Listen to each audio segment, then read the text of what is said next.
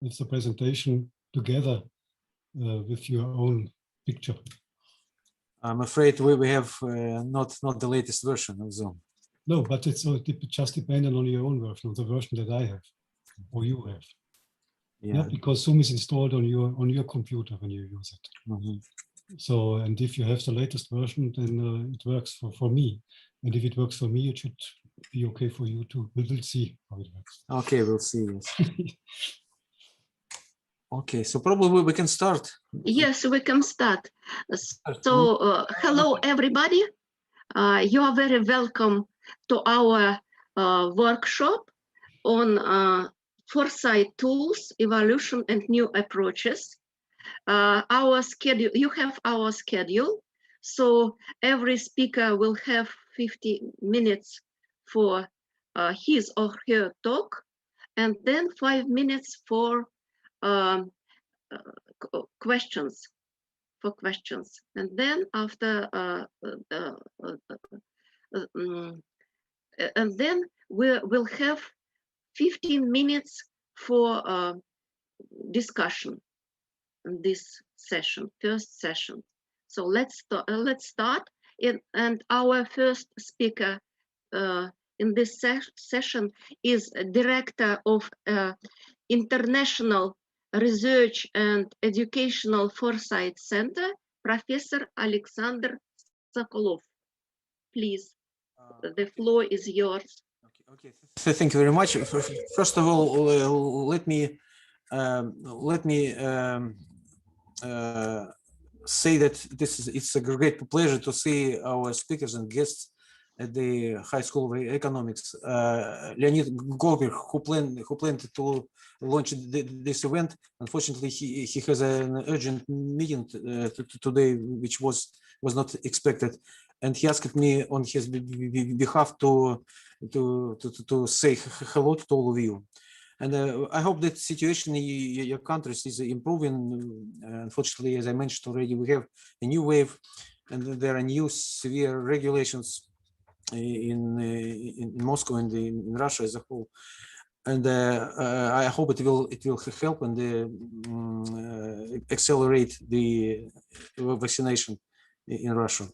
So our workshop is organized, is initiated by a journal which is called Foresight and Governance. I will say a few words about it a bit later. And it's organized under auspices of the Human Capital Interdisciplinary Research Center. I will also say a few words about it. What is it? And the workshop is devoted to advancement in complexity science.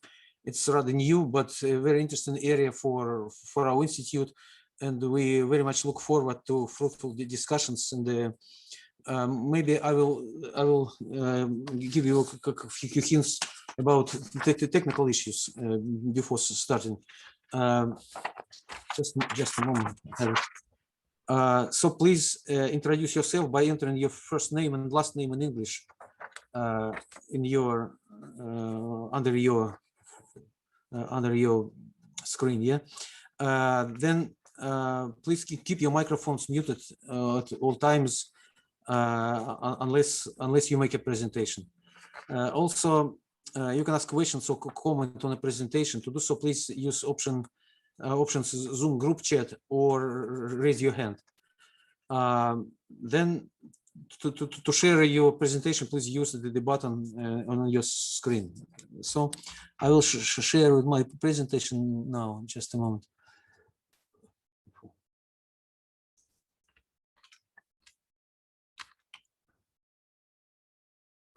Just a moment.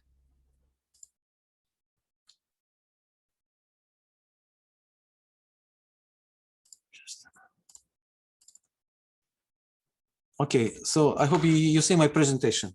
Yeah. Okay, my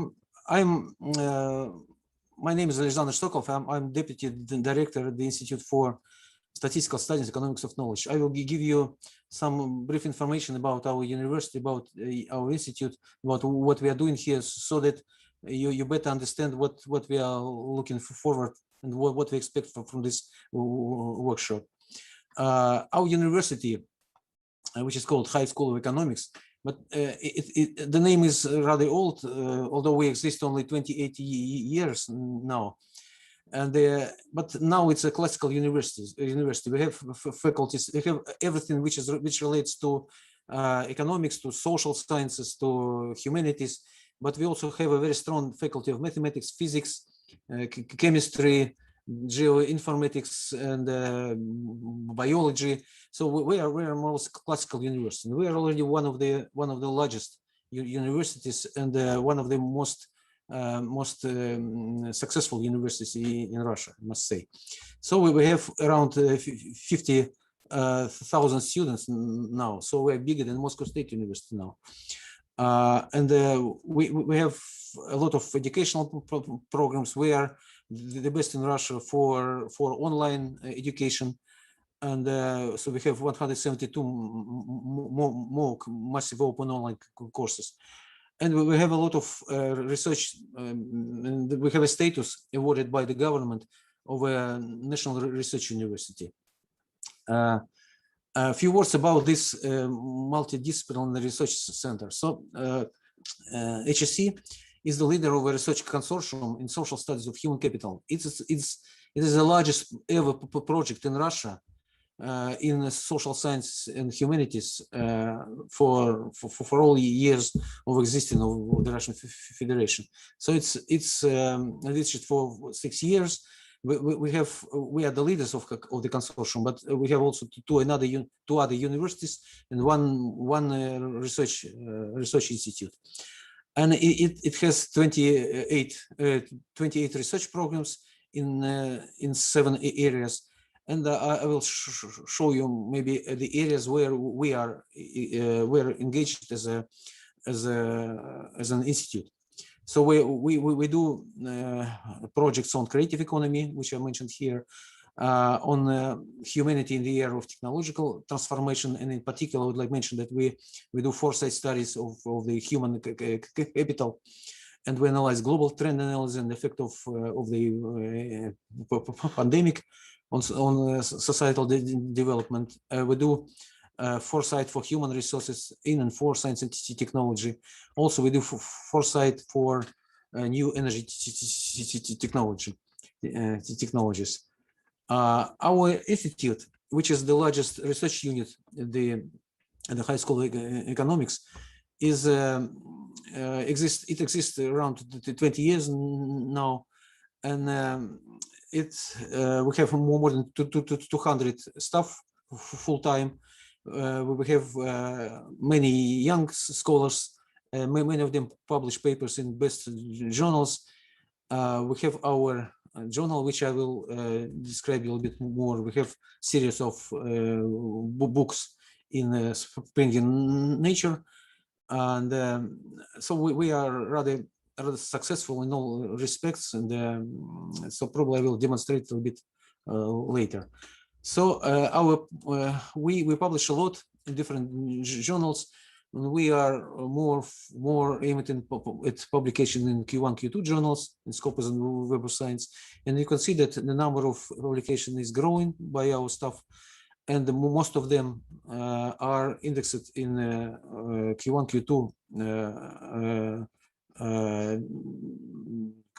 quartiles in Web of Science and Scopus. We have 3 major areas of our research.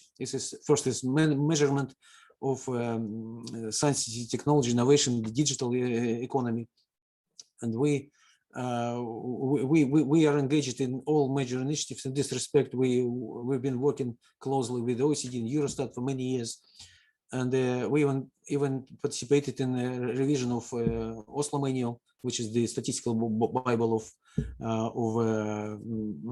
innovation statistics. And another areas, one more is policy analysis. So we also are engaged in all major initiatives in Russia in this respect. So we do science, technology, innovation, policy evaluation. We develop innovation strategy for companies. Just recently, we finalized a strategy for Rosnano, because they fully revised their areas of research and areas of activity. And we do a lot of studies in national innovation systems. Last but not least is foresight, which is developing very rapidly. We have a lot of different activities in this respect. I will tell you a few words about them later. About foresight activities. So we have we now have by today we have finished more than 70 projects related to future studies, foresight, technology road mapping, strategies of innovation development for companies. And among our clients, there are, I don't know how many, maybe 30, several dozens of largest Russian companies, not only Russian companies. We developed methodologies, especially in technology road mapping. We were ranked among the leaders in this respect by Technological Focusing on Social Change journal. We do a lot of studies in monitoring technology trends, wildcards, weak signals. We do a lot of bibliometric analysis, and I will tell you a few more about our analysis of big data. We have a very advanced system to do so. And we are engaged in many international activities and working groups at the OECD. Just last week, we had a confirmation that we were awarded the status of UNESCO chair for future studies. We are now finalizing the agreement with the UNESCO in this respect, and we hope it will help us to extend our activities, international activities in particular. We did a lot of international projects. One of the latest was Science Technology Foresight for South Africa, which is used as a background for their next 10 years innovation plan, national innovation plan.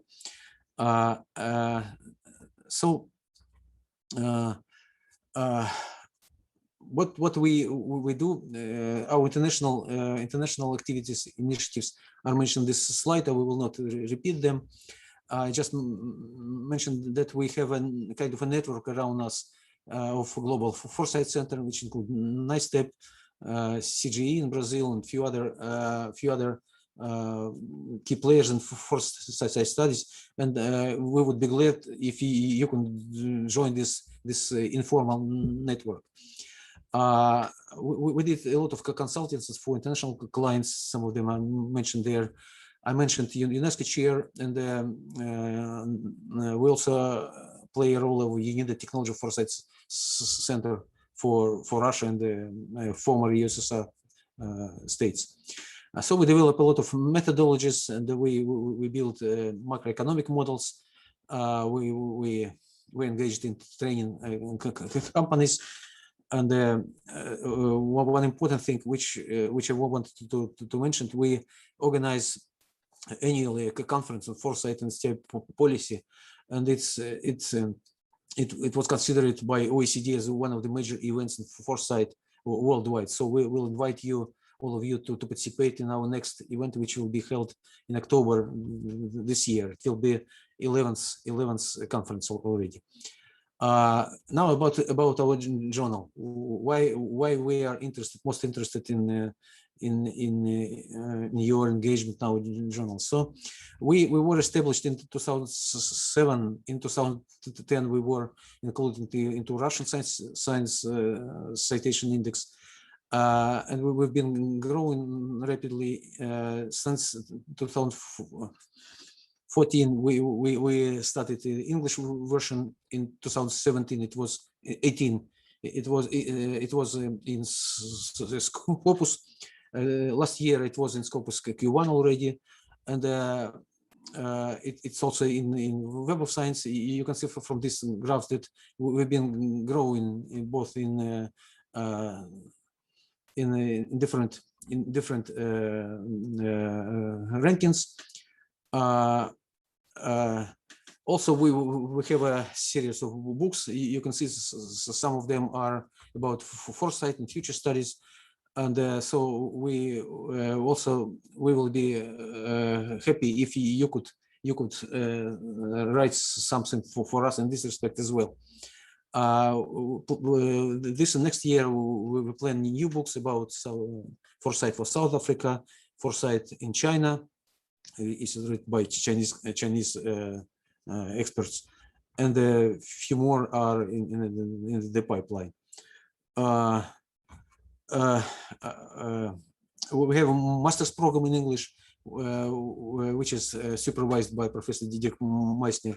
It started in 2014. Now we have the double degrees with 4 leading international universities, and we cooperate with more universities worldwide, and we provide internship for our students at very nice places. So if some of your students would be interested, they're also welcome. Now a few words about the IFORA system, which stands for Intelligent Foresight Analytic System. It has now more than 500 million documents, including research grants, articles, international conferences, patents, up to job vacancies and expert databases. So it works with English, Russian, and Chinese language. Chinese module we started last year, and it's uploaded daily with a lot of new documents. So we analyze, we use most advanced technologies for semantic search, semantic analysis, and we have several different functional modules. Not all of them are mentioned here, but you can use it as a Lego.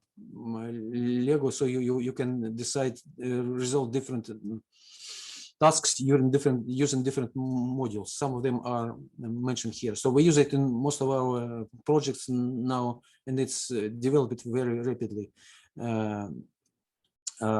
Few words about what is science technology foresight in Russia, how it's included in the overall system of national strategic planning. It's due to the law on strategic planning. Science technology foresight is one of the key documents in this respect, along with strategy for science technology development, strategy for national security, and for a few others. So it's a background for different, so for unification of priority science technology areas, for different science technology development programs, and for regional and sectoral priorities. I will not stay on on other slides. I just show you some examples what we are doing here. So we identify real challenges, megatrends. We have a big database in this respect, and we use it also intensively. We have for each global trend we identify steep V effects. We identify the key drivers and barriers, opportunities and challenges for Russia and worldwide. So we have detailed analysis on them. We built timelines of future trends in order to show at one page the key drivers and which will define the progress in particular area. We identify global technology landscapes. We identify key trends, markets, products, technologies. We produce international comparisons of different kinds. We identify center of competences. We do a lot for foresight of skills, and so many other issues which we are engaged now for foresight studies. What we plan for the future? We plan to explore new research areas in foresight and future studies. I hope this workshop will be a very good event for this. We plan to develop and promote unique research infrastructures like our forest system. Not only we have a number of the databases of different kind. We plan to organize international scientific events and networking, not only within our academic conferences, which one of them I mentioned. Another one is annual conference we held in April every year, but also within other events. We plan to build staff skills and streamline our education activities. And of course, we look forward for developing our journal for new authors, new ideas, new areas covered. So I finished maybe at this point. I just want you to know that you are always welcome to publish in our journal, in our book series, and not only we invite you to participate in our events. Hopefully next time it might be in person, not via Zoom. And so I finish at this point. If you have any questions, I will be happy to answer. Thank you. Thank you very much, Professor Sokolov.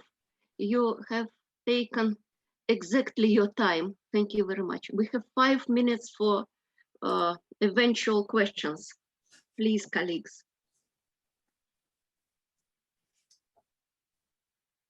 If you have any, please raise your hand or just speak.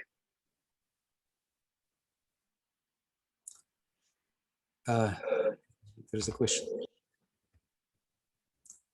There's a question by Ashok Kumar. Yeah. Yes, please. I would like to know what is the status of UNESCO collaborated for Futures Literacy Program in your center. May I know some details about that? Yes, maybe you know UNESCO established a chair of a network of UNESCO chairs on futures literacy. So far, as far as I know, there are maybe 16 to 20 such chairs worldwide. Maybe a few more. I don't know. At least it was as for December last year. They had for this status for a couple of years ago, and there was a long process, and then now we've been awarded with this status, and we hope to develop a lot of activities on this, developing methodologies, organizing training in particular in the developing countries, and other events in this respect. So if you are interested, probably you can ask me in more details, and I will explain it by emails somehow. Thank you. Thank you. If there is no questions, so we will move to another speaker, to the second speaker. No. There are more questions. There are more questions. Yes, please. We have time. Yes, Diana. please ask your question. Yes. So Diana here. Thank you, Alexander, for this very comprehensive overview and of the quite impressive activities in what you've done. My question is about the IFORA. Mm-hmm. You know, it's already huge, over 500 million documents analyzed, etc. So my question would be, what's next for this perspective, for the tool, for the IFORA? Where do you expect to go next? Yeah, we are looking forward in several directions. So far we apply mostly semantic analysis, although it's very advanced and we use it intensively. But what we look forward is use statistical information jointly with semantic analysis. Also, we also did something for joining bibliometric analysis and semantic analysis. And hopefully we will manage, because we've been negotiating with some big players like Yandex, companies which have a lot of information, or Sberbank, because they get a lot of information, not only in text form, but also information used from sensors, whatever. And we are thinking about how we could join this semantic search from text documents and use big data, not only in text form, in different form, video, whatever, and a lot of other issues. By the way, we when we meet our clients, we always ask, could you tell us what you might be needed for? Because this is the most important thing, and they give us a lot of ideas in this respect. Thank you very much, Alexander. Thank you very much again. So I see Hans Wismut also. Hans Wismut. Yeah. Okay. Professor Wismut. Yeah, thank you. In one of your last slides, you referred to the circular economy. So I would like to know, what are the plans of HSE regarding circular economy? Is it more technically oriented, or what are the plans of HSE in this context? I say HSE is, as I mentioned, is a big university. We have a faculty of geography. They have their own agenda in this respect. We have some research institutes other than ours. Our institute is more related to foresight, future studies. Identification of key events will be identifying the future with respect to circular economy. So we're mostly engaged in this field. Okay. Thank you. We have used already all 5 minutes for discussion. So our next speaker is Professor George Wright from Business School, University of Strathclyde. And he is founding editor-in-chief of the journal Futures and Foresight Science, and edited special issues of Futures, International Journal of Forecasting, and Technological Forecasting and Social Change. Yes, you have your floor, please. Okay, thank you, Helena. I'm George Wright. Let me share my screen with you, if I can work out how to do it. I think I can, this one here. And can you all see my screen? Is that right? With some slides on there? Yes? Nod your head. Thank you very much. Yes, they are. Okay. So what I want to do is talk a little bit about the role of stakeholders within scenarios, scenario development, and also the scenarios themselves. And I think this is a new twist, and I think it's a very important area that's underexplored at the moment. So the powerful and also the powerless within the particular scenarios. First, to start this off, I'd like to say that myself and my colleague Megan Crawford have just reviewed all the scenarios really that have been produced post the COVID pandemic. And there's been about 350 sets of scenarios produced, and we've looked through all of them. And we've just tried to evaluate them using yardsticks of quality of process, quality of content. And many of the scenarios then are developed by consultancies, perhaps looking for business, maybe to try and generate interest in scenario capabilities. Many of them perhaps haven't used the full range of the political, economic, social factors that in the contextual environment. Time horizons have been often very short. Sometimes they've been focused really on sensitivity analysis rather than building sort of extreme scenarios. Mostly they've been broad brush rather than focused on the plights of particular communities or even countries, and what they can do about what's happening. And often the actions of the powerful, like governments, maybe like enforcing lockdown or releasing lockdown, and even the powerful citizens who may be locked down or may choose not to be locked down, for instance. These are very seldom captured in these scenarios, but of course they are important. And often the community has not been involved with the scenarios. They've been developed by people perhaps who are experts maybe, but the community has not had much of an input. And of course the community has insights into local actions and local consequences.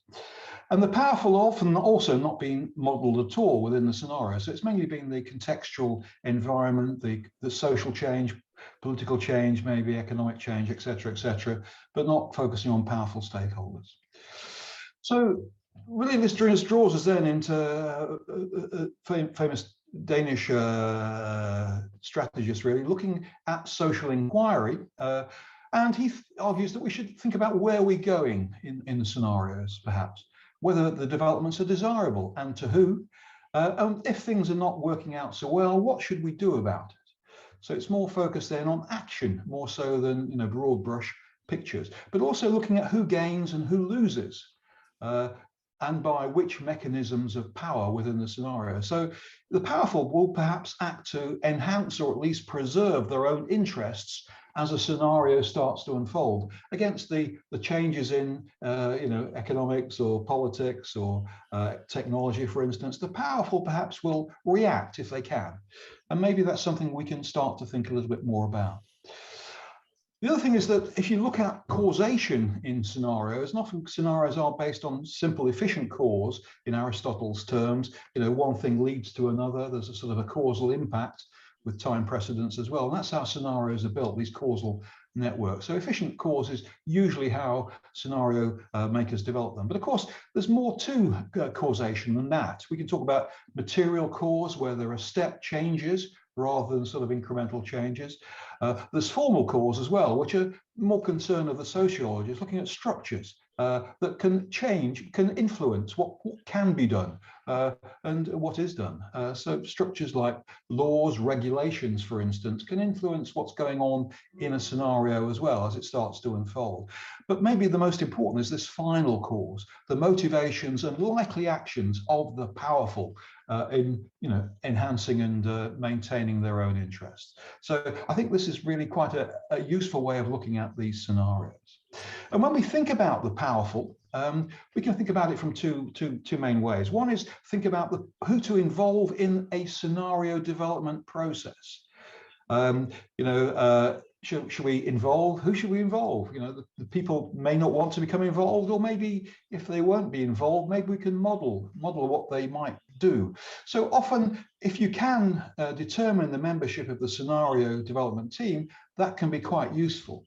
So at the time to transition to black majority rule in South Africa, many years ago now, that there was a deliberate construction of the scenario building team to involve the current and future access to power memberships of the team, such that we knew that the people involved in the scenario development could actually make action in an articulated way to achieve perhaps a future that they wanted, having seen the range of futures in the process. So the scenario development team aspect involving the powerful, if you can, is really quite important in terms of actually facilitating action at the end of the scenarios to secure perhaps a desired future with power holding stakeholders. But often, of course, perhaps you can't do that. It's only in very special cases that you can actually do that. We did one exercise in Tasmania, looking at regeneration in Tasmania. We involved a range of stakeholders. We were looking to be able to choose them, including regional government, the hoteliers, the miners, etc. And you can often find a common good, a way that they all want something, and therefore, having seen the future in the scenarios, you can maybe articulate their actions or get them to articulate actions outside the scenario development process to achieve something they all want, if there is that sort of common desire. But if you are a less than powerful scenario team, maybe you're a single country rather than a group of countries, and you're trying to understand how the world will be, then perhaps you can model the powerful and their actions. And using role play is quite an interesting way to do this. And it sounds incredible, but students as participants can model faithfully in their actions within a role play exercise the outcomes of conflict situations. Even though they don't know so much about, say, nurses or doctors, they can role play the nurses, role play the doctors, and secure with a good degree of accuracy the actual outcome of a historic conflict. So people can role play, and maybe you can role play countries, or you can role play, America, the US, the UK, Russia, Europe, etc., and see what they would do given their, their capabilities, their resources, what they would do in a particular scenario as events start to unfold. So role play works, and there's a lot of evidence on that. And if you think about the powerful, then you can think about the powerful, the powerless, those with a high interest in the situation, those with a low interest. And of course, if you've got the players, they are the people with power, can take actions, and also an interest in the situation that's evolving in the scenario. They will obviously act to preserve their own interest. But sometimes, of course, you've got the people with a lot of interest, but no power. They are perhaps the people who are subject to what's going to happen in the scenarios. For instance, maybe in Bangladesh, those who break down the ships. They're powerless, but they want to know what's going to happen in terms of ship reclamation, etc., etc., etc. So If you're a large organization, you can think about corporate social responsibility, really thinking about the powerless. What will happen to them in the scenarios? What will their plight be as the powerful perhaps take action to secure the futures that they want against or in synchronization with the unfolding of the contextual environment? And so it's possible then to, if you're a subject, if you're powerless but also very interested, you can perhaps form alliances with the people who are very powerful but yet aren't quite yet interested, to help them become players who therefore take action to help you as a subject to achieve what you want. Maybe you can align yourself. And so this sort of analysis, perhaps it can be quite interesting. And here is a look at this stakeholder identification and activation, which is the key word here. So if the context setters, these powerful but less interested players, that you want to try and get them perhaps to activate to help you achieve your, if you're a powerless grouping, your interests. If they've got negative alignment, perhaps you want to monitor what they might do because these context setters may take an interest in the situation. And if you've got a neutral alignment, maybe therefore you can just attempt to achieve their positive alignment.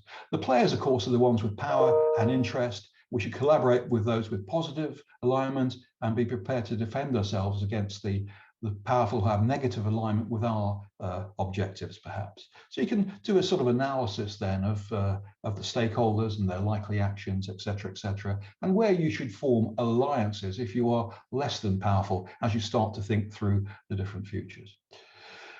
And so therefore, the more we start to think about actors, what they can do, what they won't do, what their interests are, we can actually take it a bit further as well. We can actually model it in a bit more of a quantitative way. And it's possible then, using what we call critical scenario method, to have a formal structured quantitative assessment of the amount of power of particular stakeholders and the degree of achievement of objectives by each of the stakeholders in particular scenarios. So we know, we can look at an organization maybe, or a country, know what its objectives are maybe, know what its capabilities are, know what it will do then in terms of role playing in a particular scenario to preserve and enhance its own interests. And we can do a more quantitative analysis of that. And so we can see within each of the scenarios how well a particular stakeholder does in terms of their own interests. And therefore, if they're losing out, perhaps what they will do given the capabilities they have. So we can model what's going on, and so we can do that for the less powerful, the more powerful, and over time we can also look to see what's happening as the scenario starts to unfold over several years. What will happen, and role play the actions of the powerful. And then look at the reactions of the less powerful or other powerful players to what the powerful are doing within a particular scenario. So all this really adds a great degree of, sort of finer-grained analysis to the scenarios. But it's all dependent, of course, on role playing. But that works. Remember, it's all dependent on understanding the capabilities and interests of the different stakeholder groupings, and that can be done. And so, therefore, stakeholders then analysis can become quite important in this scenario analysis. So that's my talk then. So I'm saying really the stakeholders are very important. You can get stakeholders in the scenario development team if you can. Sometimes, of course, you can't, but sometimes you can get them to achieve something together as a group of stakeholders that they all want, having seen the different futures, or avoid something they don't want. If you can't get the powerful involved and you are a less powerful player, you can try and understand their actions, understand their interests, and maybe lobby them to become, on your side. And if you want to take it a bit further, then we can look to see how over an unfolding future, the powerful, well, whether they win or lose, but we know they'll take action perhaps to secure a future if they can. But we also know there'll be actions and reactions as well. So that's the analysis. I've not made it very quantitative, I've not made it very detailed, but to get a sense of this idea of stakeholders are very important in determining the future. Let me hand back to you, Helena. Thank you very much, Professor George Wright, for your stimulating talk. So we have again 5 minutes for discussion. Please raise your hand or just talk if you. Yes, Professor Bismuth. Oh, just Please a ask. second. Yeah. Okay, so very interesting. I will a little bit later talk about the circular economy. And we have this very critical situation where, for example, that our engineers, they develop interesting technologies, recycling technologies, technologies for mitigating climate change, and I don't know what. And in many cases, consumers, households, also producers, they react in unpredictable ways on the existence of these new technologies. And in many cases, we just don't know how they will react. What can we do in such a situation? Please, your microphone. Yeah. I think if something's new, you don't exactly know how they're going to react to a new product or a new technology, etc. You know, they may find it convenient or inconvenient, expensive or inexpensive. But we know the motivations of people. I think that's the key about this. So we know their general interests. And so therefore you can say, you know, if you're, you know, the sector of the community is doesn't have very much money in their pockets, they won't purchase perhaps an electric car that is going to cost, you know, many thousands of euros or pounds. So we know they won't be able to afford it. So we know they will perhaps, if there's a green sensitivity, then they will like one, but until they become used cars and maybe second-hand cars, as we call it in the UK, they won't, you know, be able to purchase one. But we know what the motivations are. I think that's the case. But when something's new, a new technology, you know, like the Walkman or a DVD player, etc., you don't quite know. You can do market research, I suppose, to understand, you know, how people think. But it's less to do with motivations in conflict situations where we know that people will act to preserve their own interests. It's almost like Maslow's hierarchy of needs. And that's a very different situation, I think, than to consumer preferences. Any more questions, if you have? I've got one question. Yes, please, Yeah. Anna. Yeah, so good afternoon from the Warsaw University of Technology, Poland. And thank you, George, for your insightful presentation. I've got one question that is not related to stakeholder analysis, but it is related to the identification of driving forces in scenarios. We also carried out many scenario exercises, and whenever we have to link scenario exercise with strategy, we've got the problem if we should identify external or internal forces, or maybe both, or maybe in combination. Yes, and I think you would like to know your expertise in this respect. Well, I think this is do my scenario method, which we've developed, you know, from a guy called Kees van der Heijden, came from Shell, and Geraldine will be talking about the Shell experience a bit later on as well. The driving forces, I think, and the contextual environment, we keep the actions of the focal organization out of the scenarios. I think what we do with this stakeholder analysis is look to the actions of others, but only when we've modeled the future will we look at the potential actions, you know, capabilities of the focal organization, in other words, the host organization, the one you're working for, and then work out what that organization should do at this point in time, given its capabilities and interests, against these potential unfolding futures. So to act early, perhaps, would be the way we do it. So I think if you're building scenarios as a first step, it's the contextual environment rather than the internal environment of the organization that you need to model. Thank you very much. Okay. Thank you. Only one short question, if any. 1 minute or two. Geraldine? No? Well, no, I mean, I always enjoy listening to George. So thank you very much, George. I thought that was very interesting, especially when we consider, you know, we have stakeholders shaping the contextual environment. Then we have stakeholders receiving new technologies with the energy transition. And then we have the stakeholders inside the organization that we need to take on a journey to get them to understand the unfolding driving forces and the implications. So listen, George, I think, you know, stakeholders have to be at the front, the center, the end of the process. So kudos for raising that. I think it's critical. I think it's an important thing, and I think there's one more aspect to it, which is the scenario team itself, to choose the stakeholder complement such that something can be done at the end of it all. You know, I think that's key, and especially in an articulated way, that small individual actions after the scenario exercise has been done can help achieve a future, like in, you know, the regeneration of Tasmania that everybody wants, but people don't quite know, you know. So I agree with you. I think it's really very interesting. And also the sponsors, it's the sponsors that you want to take along, right? So who is going to actually be holding, you know, sort of the torch when they, you know, if it's not your own strategy, but a strategy that you're co-creating, who's going to be holding the torch and, you know, sponsoring that progress? Well, you need to bring those people in with you as well. They need to own the scenarios and own that process so that they really continue that without you, even as scenarios practitioners.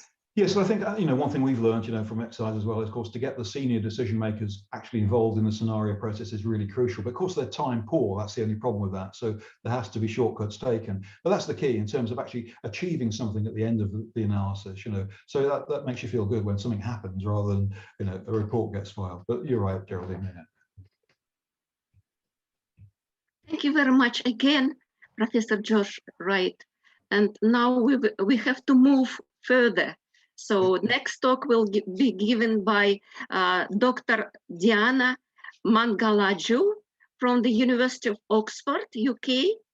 And the title you see on the screen. Yes, please, Diana, the floor is yours.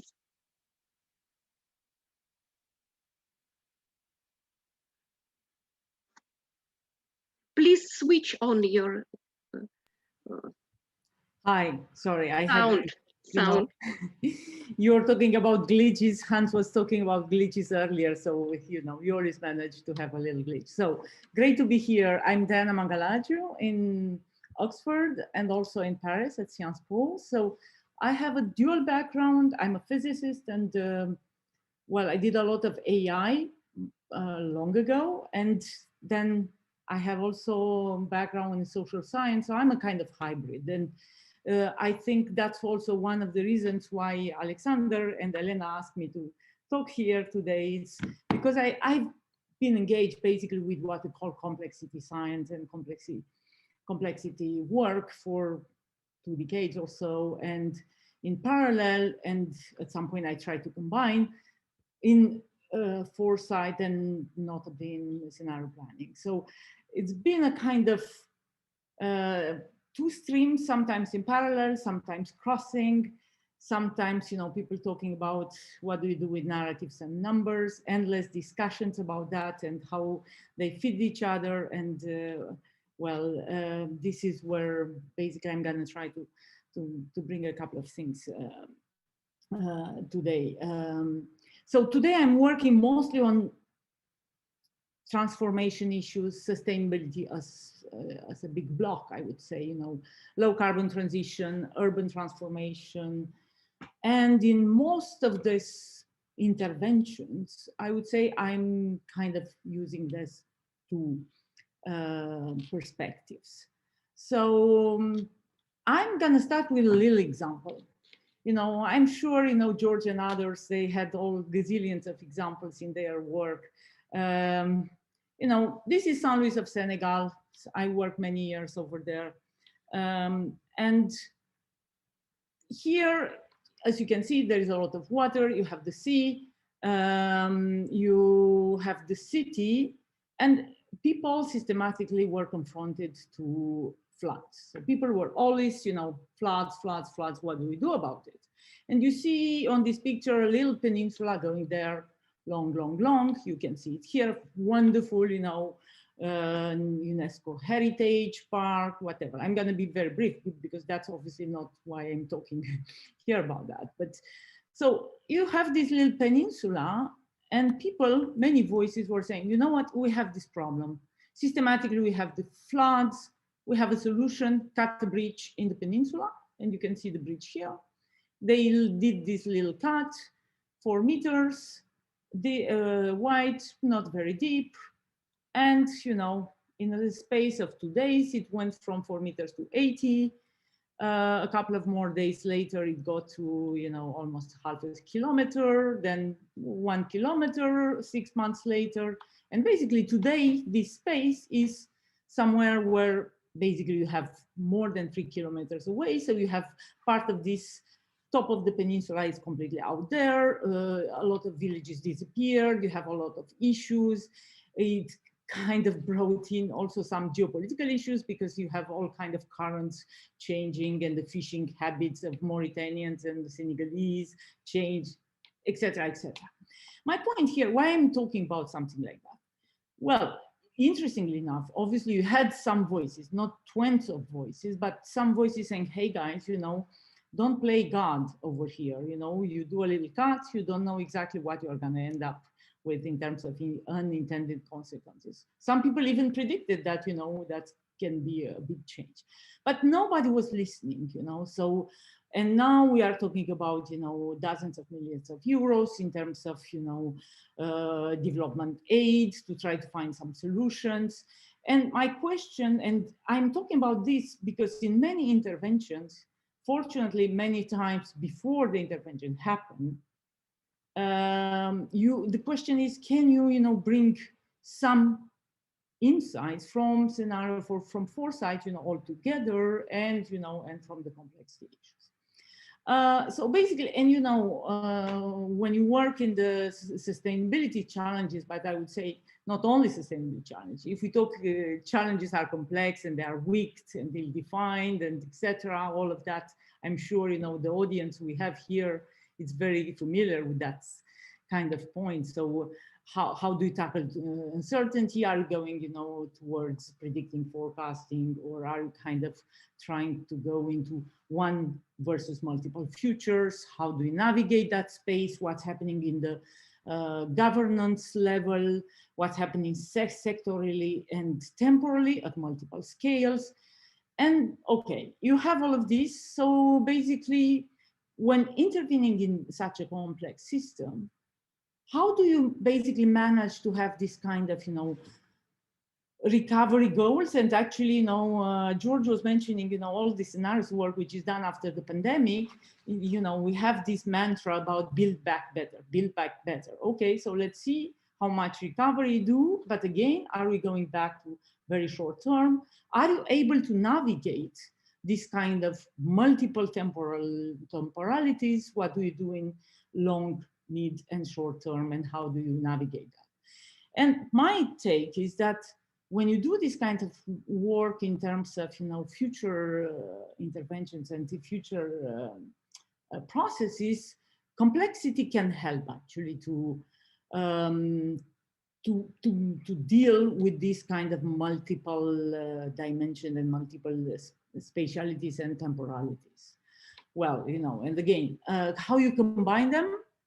Well, you acknowledge radical uncertainty, that change is accelerating, the framing and the reframing obviously is very important. Back to the power dynamics, again, you know, what's happening to the different actors, stakeholders, the powerful one, but also the powerless ones, which were mentioned just before by George. So basically, you know, how, you know, when you talk about complexity, well, what does it mean, a system? I mean, in a nutshell, basically have many components, mostly actors or agents. You have all kinds of dynamics in terms of feedback, self-organization, interdependence. Micro to macro might be surprising. So you can have things which seem okayish at a micro level, and you have emergency or discontinuity at another level, which could be macro or in between. Even when kind of smoothly evolving world, not necessarily in kind of turbulent crisis. And also obviously, you know, we talk about small causes, large effect. Well, that happens. And we are looking at all these questions of contagions, avalanches, cascades, etc. More and more focus is put on the fact that when you go for efficiency, you might diminish resilience and increase also instabilities in systems. And the question of, you know, what kind of analysis you do in terms of not necessarily equilibrium, because you have many equilibrium states. We talk about punctuated equilibriums. And basically, yeah, back to what I was saying, how do you deal with these fast flow dynamics feedbacks with transient states and the path dependency which you have in the system? So you put all the species together, and I would say when you do this strategic intervention, one of the questions is, what are you doing? Are you in the process of opening up towards multiple future? Are you in the process of closing down? And what's the goal? And this is where I would say, you know, in terms of space, of course, you know, I mean, there are tons of ways of doing scenarios, tons of ways of doing forecasting and others. So I'm not saying, you know, one way and the right way to do all of this. But I would say when you talk about opening up and closing down in terms of how many futures do you deal with, and what's the conversation? Because that's one of the questions I think is very important. What's happening with the conversation when you are in this space and the stakeholders might listen to each other or might not? And if I'm, you know, kind of trying to relate scenario practice with complexity concepts, just, you know, in terms of it's, you know, we are talking about predetermined elements in the scenarios. Yeah, in complex systems, we talk about lock-ins, you know, indigenously fixed elements, which are there, not necessarily permanent, but you have a kind of high barrier to change. It's interesting also, I think, to bring that kind of concepts into the scenario work, in the sense that lock-ins are a kind of richer concept than the predetermined, which are kind of given. In terms of focal question, how do you play with the focal question in a scenario which, you know, it's refined? Interestingly enough, you have, you know, in complex systems approaches, you have the question of fitness. And how, you know, how do you have emergence and adaptation in a way? And I would say, when you look at different scenarios, you can even think that you have different fitness criteria for each of the scenarios. And one very important thing, I think, when you think in inject this kind of complexity questions into the scenarios, is it forces you really to go into looking and expliciting the implicit assumptions, or, you know, what's deep down in terms of complexity or dynamic of the system. Again, branching points, well, you know, we have in the scenarios, and you can say, you know, different answers to the same focal questions in terms of scenarios in branch, in the way the story unfolds. In that case, I would say in complexity, you can think about phase transitions and how you have the cumulative effect of interactions at one level, and what happens then one level up in terms of emergence and non-linearity and discontinuity at this kind of emergent level. And finally, well, the key driving forces on one side, and the weak signals, which again, I would say they kind of can be mirrored with all the questions of emergence and feedback at multiple scale, where you can look at what kind of behaviors in the system you have.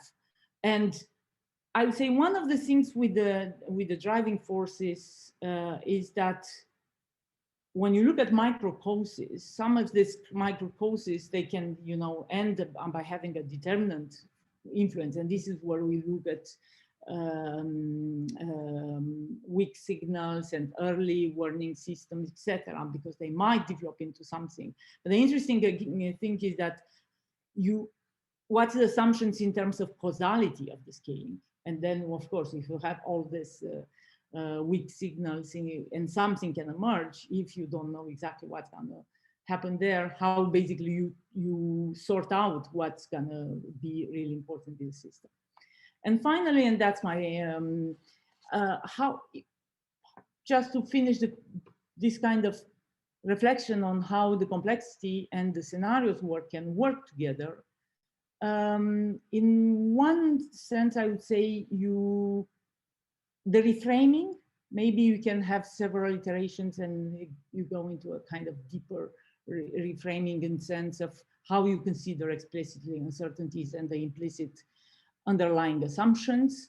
the multiple perspective, how you link in terms of input-output models and scenarios, how you relate, also agent-based models, but not only, or other methods in the complexity space with scenarios, how you broaden up the scenarios. The scenario work is always focused, specific time horizon, limited number of dimensions and drivers of change. So basically, you might think of how you go at cross-scale linkages, and maybe you look at different families and different sets and multiple sets of scenarios.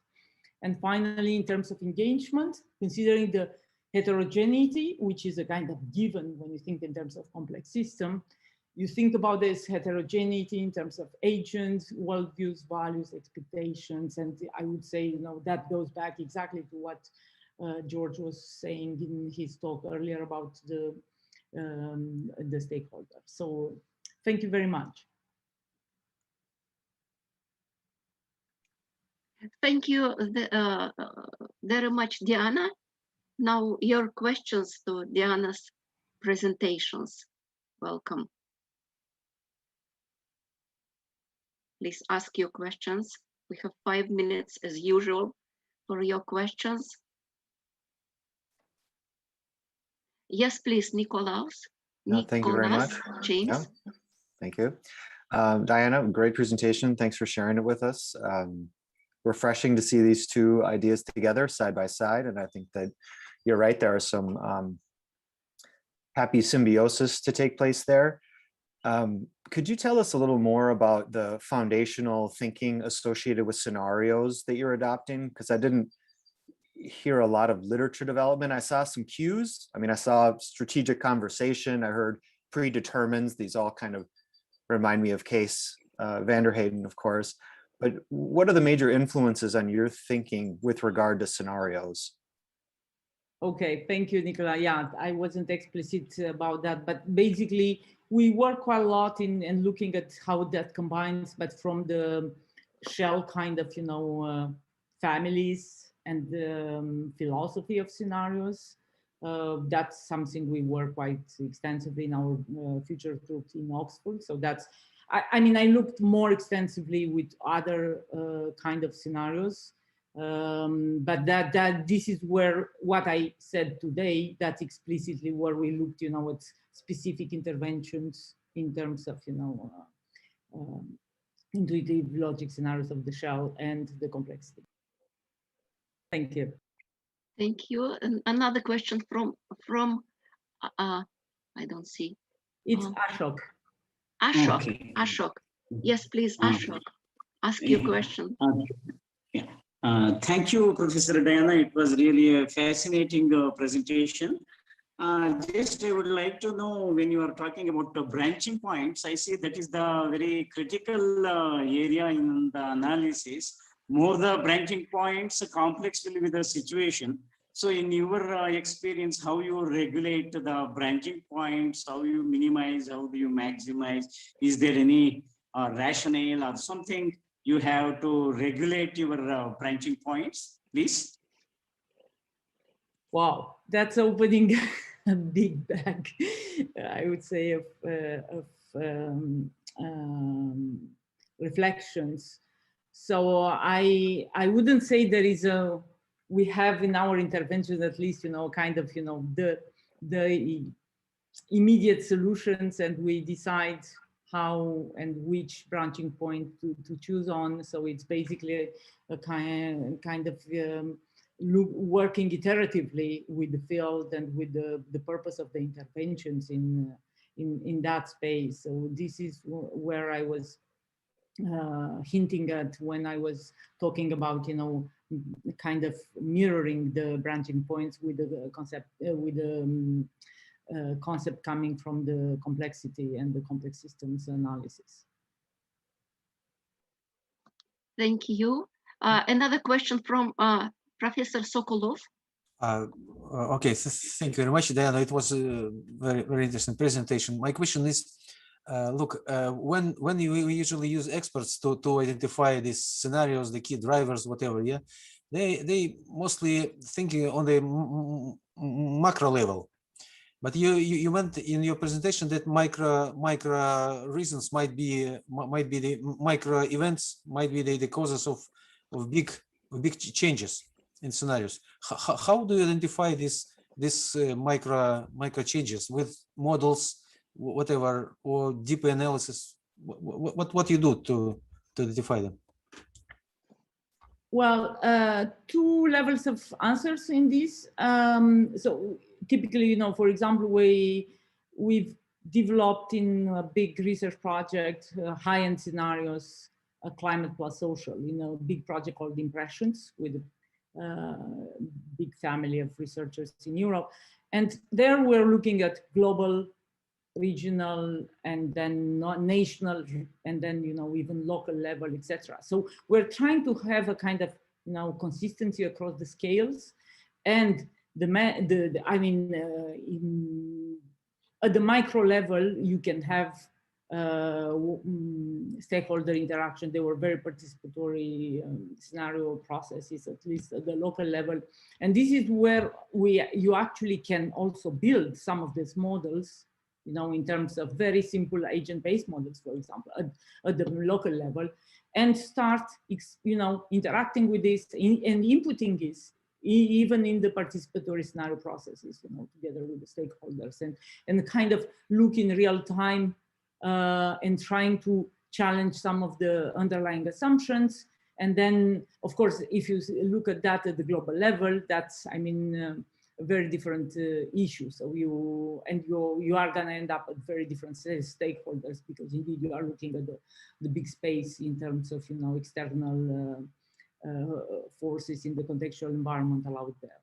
Does it answer your question? Thank you, Diana. The time is over, but we have a written question in chat. Maybe you can answer there quickly from Miguel.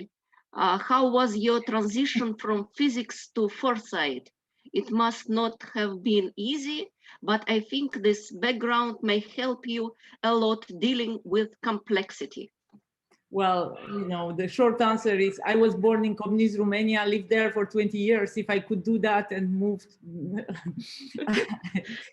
It's not so difficult after exactly. that. No, but with such an experience. Okay. No, but frankly, and I know I'm very counting, I know Russia, and I know a lot about Russia and engage a lot with Russia, and I know how solid, quant studies are in there. So basically it was sometimes curiosity driven, sometimes opportunity driven, and sometimes I have to say it was hard, but altogether, with centers as the Santa Fe Institute and Los Alamos National Lab and other spaces, you find, it's just finding the right spaces where you can still have some conversations. So, thank you so much, Diana. Our next speaker is Professor Hans Wismet from Technical University of Dresden, Germany, and he will speak about the complexity of doing business in a circular economy. Professor Wismet, yes, I give you the floor, please. Thank you. Okay, so let me see. Okay, so it's nice to be here. I have also some relations to Russia, of course, and I'm going to talk about the complexity of doing business in a circular economy. And I already made some remarks on these issues a couple of minutes ago. And of course, now circular economy strategies are visible in many countries, also in Russia, for example, waste management in Russia. There are some hints at least towards a circular economy. So what do we understand by a circular economy? Well, the economic concept usually says that we should observe the basic functions of the environment in a sustainable way. And these basic functions are simply environment serves as a supplier of resources, as a receiver of waste, and as a direct provider of utility in terms of beautiful landscapes or I don't know what. So in principle, this means circular economy, we should try to save natural resources to the extent that's possible. And of course, we should protect the assimilative capacity of the environment regarding waste. And for example, right now, in view of climate change, we are exceeding this assimilative capacity, obviously. And a shortage of natural resources can disrupt production, and the exceeding the assimilative capacity here usually means that we have to clean up the environment with high expenses. Of course, these issues, saving resources and protecting this capacity of the environment, require a lot of technologies, innovations, and so on. So just have all these digital technologies, smart cities, smart administration, smart regions, and I don't know what. We have all these environmental technologies, renewable energy sources, resource efficiency, e-mobility, green hydrogen, recycling technologies, and of course, many more. And there are many profitable business activities which are related to a circular economy. And obviously, technological aspects are dominating the transition to a circular economy. Not surprisingly, we have a more practical definition of the circular economy, which states that it should be based on business models, which replace the end-of-life concept with reducing, reusing, and so on of waste, because we should try to reduce the amount of waste we generate, and so on. So there's a focus on business models, and more precisely, business companies are expected to help regarding the transition to a circular economy. So, and this practical concept plays a role in many approaches. For example, Ellen MacArthur Foundation, a very prominent foundation regarding circular economy. Business plays a central role to reap the benefits of this transition, and so on. European Union, the Green Deal of the European Union, can foster business creation. So circular economy can foster business creation and entrepreneurship among SMEs. The crucial question is, well, if everything is so nice and the business are supposed to do this job, can we just sit back, relax, and wait for the circular economy to happen? We all know that this is not the case. And the question is, what are more precisely the challenges? And why is doing business in a circular economy such a complex issue? Just look at some graphs. For example, here are carbon dioxide emissions. They continue to increase despite all our efforts. So in the 1990s, we started with the Kyoto Protocol, for example, here, but emissions continue to increase. The only deltas that we can observe are related to economic effects, for example, here, the 2008-2009 financial crisis. If we look at exports of plastic waste, these are exports of plastic waste from the European Union to China, Hong Kong. China stopped this business in the beginning of 2018. So now we have more exports to Malaysia and to Vietnam, for example. Turkey stopped this business a couple of days ago. So obviously, it is getting more and more difficult to recycle plastic waste in industrialized countries, despite the good recycling technologies that we have. And plastic waste is, of course, exported for recycling. But we all know, we all understand what's happening with plastic waste in countries such as China and Vietnam. And there are many videos on YouTube regarding this aspect. Also, Germany, we try very seriously to reduce waste, packaging waste especially. Nevertheless, packaging waste continues to increase by 19% between 2000 and 2017. And particularly the quantity of plastic waste increased by 74% in the same period of time.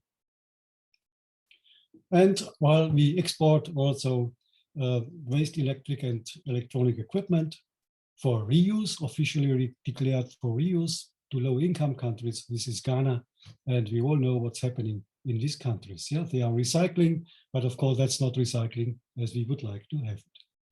And the final slide here, textile waste in European Union.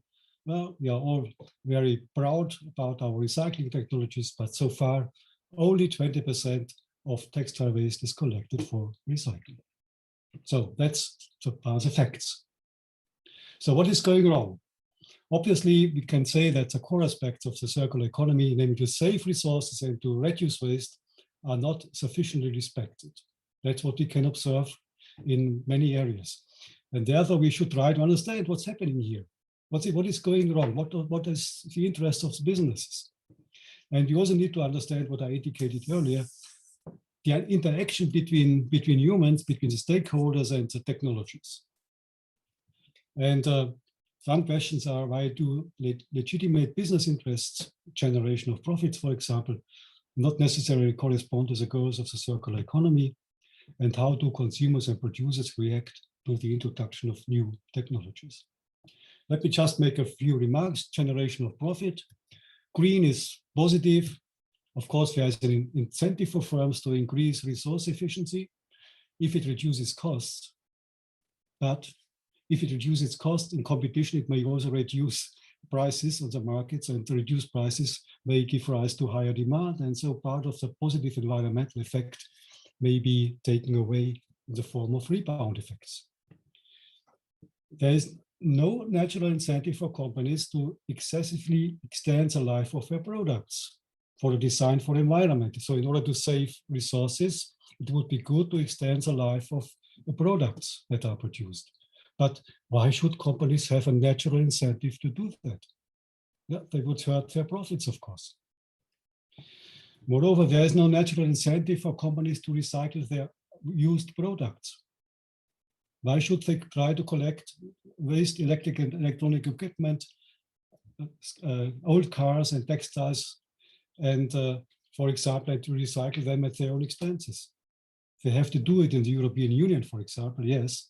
But of course, if they can export these old products to developing countries outside the European Union, as we have seen earlier, then they don't have to recycle it, so they can save costs. Then there's an obvious and natural incentive for firms to exploit the advantages of international trade. And we trade plastic waste. But in trading plastic waste, we exploit comparative advantages regarding environmental attitude. And I don't know whether this is right or wrong, but it's at least problematic. And then we have vested interests, and they can motivate companies for activities which are problematic from an environmental point of view. For example, if companies, as in Germany, for example, some companies have the possibility to sell their own drinks in their own bottles, like some Aldi, Lidl, but also Coca-Cola, then they can generate an additional source of income from collecting the old bottles and recycling them, because recycling PET bottles is still profitable. So they have an additional incentive for increasing the share of plastic one-way bottles. Yeah, and of course we all know from physics, I also studied physics to some extent, the second law of thermodynamics, that whenever we generate more waste stays in the environment, or is at least very costly to collect it. Also governance, what we observe right now in regarding mitigation of climate change. In Germany, for example, European Union, governments have an interest in increasing the international competitiveness of their countries. And promoting environmental technologies is one aspect. So Germany, for example, the United States, Japan, a few other countries, they are very much dependent on exporting environmental technologies. That's why we in Germany, we promote, for example, this e-mobility. But of course, this has to go very, very quickly. So companies and governments often forget to design for environment. So we have e-mobility, but so far, nobody knows exactly how to recycle all these batteries, at least not on a large scale. And there is no design for environment. It comes after we produce e-mobility, we produce batteries, and then at some point of time, we collect the batteries and think about recycling them. But it would be, of course, much better to have a design for environment, to think about this issue already when designing e-mobility. It's again an issue of generation of problems. Some few remarks on the reaction on technologies. We have so many very nice, very sophisticated recycling technologies. And of course, what you can read and what you can hear is, okay, we do have this nice technology, so let's use them. Why should we care about preventing waste if we can collect most of the waste and we can recycle it? Nobody talks about what I indicated before, that only 20% of textile waste is collected right now and recycled. Only 4% of plastic waste, which is recycled, is used for new plastics, or as virgin plastic again. So we have a design for recycling. If you look at the green point, I think it's a green dot is companies which is everywhere, then you can read much about the design for recycling, but not about the design for environment, for example. And companies extend their share of drinks in one-way packaging because we have such an excellent collection and recycling system. So we have these technologies and companies react on that. Prevention of waste is difficult to measure. Yeah, how to measure prevention of waste? There are some issues, but it's difficult. And thus there is a focus on recycling quota. And we know we can measure recycling quota in quite different ways, and it's a very tricky issue also. Okay, and then we have rebound effect, which I already mentioned. Better resource efficiency leads to lower cost and lower prices in competition. A famous example is that of a refrigerator. You have an old refrigerator, which uses much energy, and then you buy a new one, very energy efficient one, but you keep the old one. In the end, you have two refrigerators and you use more electrical energy than before. So we have a rebound effect of more than 100% in these cases. And similar issues are regarding electric lights.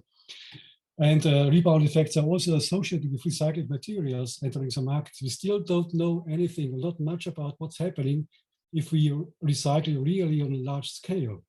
If we bring all this recycled material into the markets, what's happening?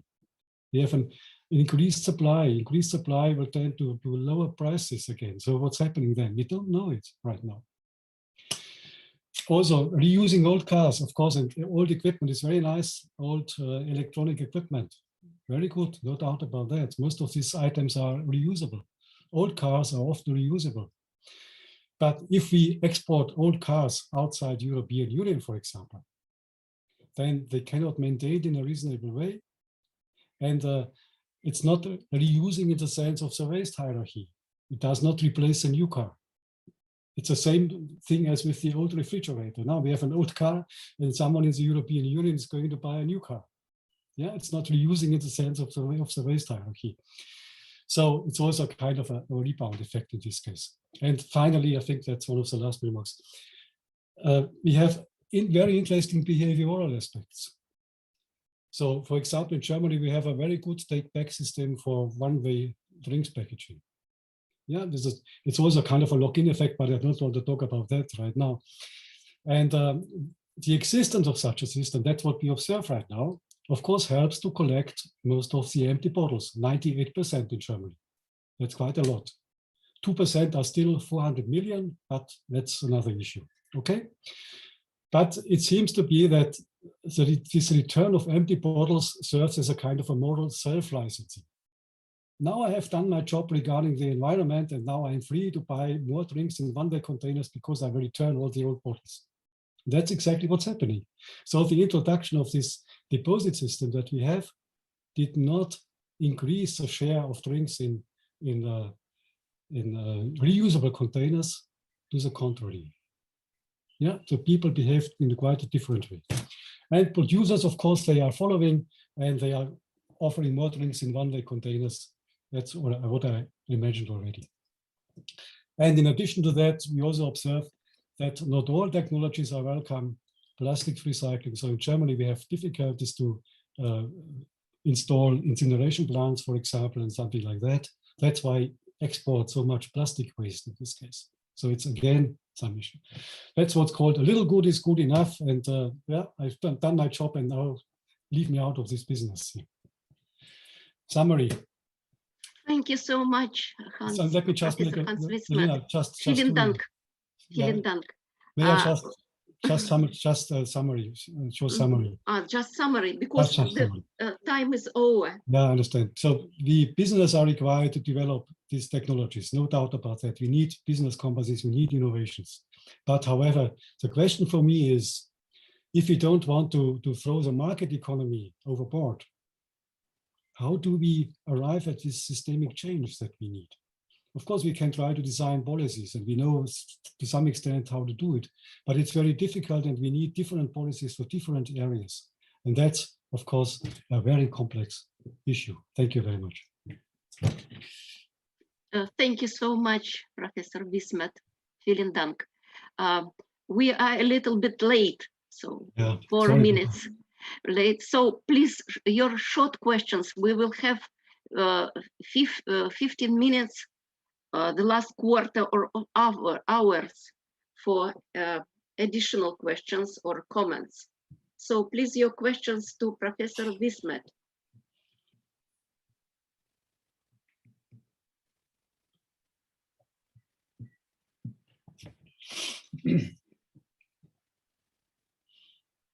So everybody is happy, it's good. Very happy, everybody happy, or maybe a little bit tired. So we will go further then. Thank you so much again, Professor Wismet. And last but not the least talk at this session is will be given by Geraldine Wessling. She is Senior Strategy Analyst and Scenarios Practitioner at Shelf Corporation. Please, Geraldine, the floor is yours. Can you see a full screen here with scenarios in Shell? Yes. Good, thank you. I have 2 screens, and sometimes this does not always pan out. Thank you, first of all, for inviting me. I am really delighted to be on this panel with the great and the good of foresight practicing, and of course at this esteemed institute. So my name is Geraldine Wessling. I am the so-called senior political analyst in the scenarios team in Shell. So among other things, I lead on our country scenarios work, which is to say that I develop scenarios for countries in which we operate. But I'm also the in-house scenarios geek, official title. I'm obsessed with techniques, approaches to scenarios to help our senior decision makers make better decisions. And as a bit of background about me, I studied history at Leiden. So Professor Van Raan, it's nice to have you here with us as well. And then I did international relations at King's College London. So that's just me. And then I am really sorry, I have to show you this because yeah, this really shows that I'm the corporate person on the call, but it's a disclaimer. And it just says that because we might talk about the future, do not base any of your investment decisions on what I'm going to say, because these are not predictions. So I'm sorry about this one, but I have to show it. So what I wanted to do today with you is to basically touch on 3 areas that reflect the nature of scenario planning in the corporate setting, at least in Shell. So the first is really just to talk about the nature of the beast and the need to challenge assumptions of this specific organization. Secondly, it's our approach and just a number of principles that are at the core of our operations as a scenarios team in Shell. And then the last thing is just a brief glance at our latest scenarios and then how they actually shape our current thinking. So I hope it's going to be of interest to you. It's my first time here, so I'll look forward to feedback. So just to start off, as we've been producing Shell scenarios in Shell for about 50 years. Ted Newland, Pierre Vac, obviously pictured here, set up the Shell planning department in the 60s, in the late 60s. And they quickly found out that no matter how accurate the analysis behind the scenarios, if you can't connect with the decision makers, you might as well go home. So, they fundamentally, I suppose, reshaped how we help our decision makers think more resiliently. And they did that in 2 ways, as far as I'm concerned. This is my opinion. And the first was to assert the importance of challenging the assumptions of the senior decision makers. Yeah, so really to help them understand the reality of today through different prisms or lenses. And only then could they truly explore and test different future realities, break away from their current worldview or their current mindset, that restrictive mindset that, you know, a lot of senior managers find themselves in. And only then can you really then explore, of course, opportunities, risks in that external environment. And the second thing they did was to recognize the power of storytelling. And really, again, here, in order to help our colleagues on that journey of discovery, or as Vac, you know, Pierre Vac called it, conceptual reframing, you need to play them a movie, right? You need to prove to them that the scenarios are internally consistent, because only then do they become plausible, tangible, indeed possible. So Vac called this the art of reperception. And so I am very much aware that the subtitle of this conference reads Evolution and New Approaches, but in my case, I'd like to actually point out the lessons from the past should not be forgotten. And we try and keep those at the front of our mind in Shell.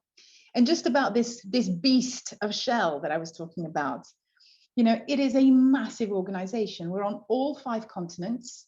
The company itself is made up of a fully integrated energy value chain, right? So it's from well to wheel, as we like to call it, or in the new energies term, from sun to LED. And as we know, energy touches everyone, and it touches everyone almost everywhere. So this means that the scenarios team has to take a global view. It has to take into consideration all aspects of human development where energy plays a role. And that means that we dedicate our focus not only on the energy system itself, the technologies, the markets associated with it, of course, but also geopolitics, macro, policy economics, climate change, society, beliefs, the environment, you name it.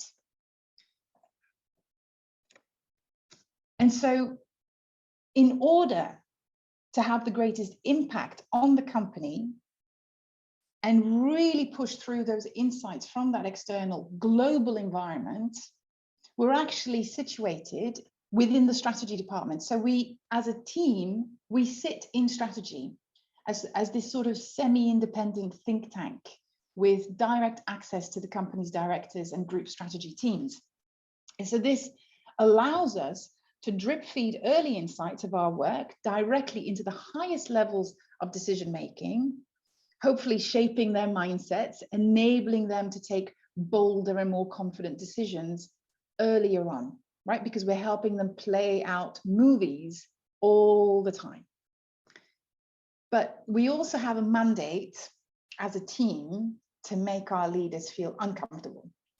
In fact, that's probably the best bit of my job, to challenge their assumptions and to encourage them to challenge each other as well, and to break away from the silos of their education or of their silo, their business in which they find themselves.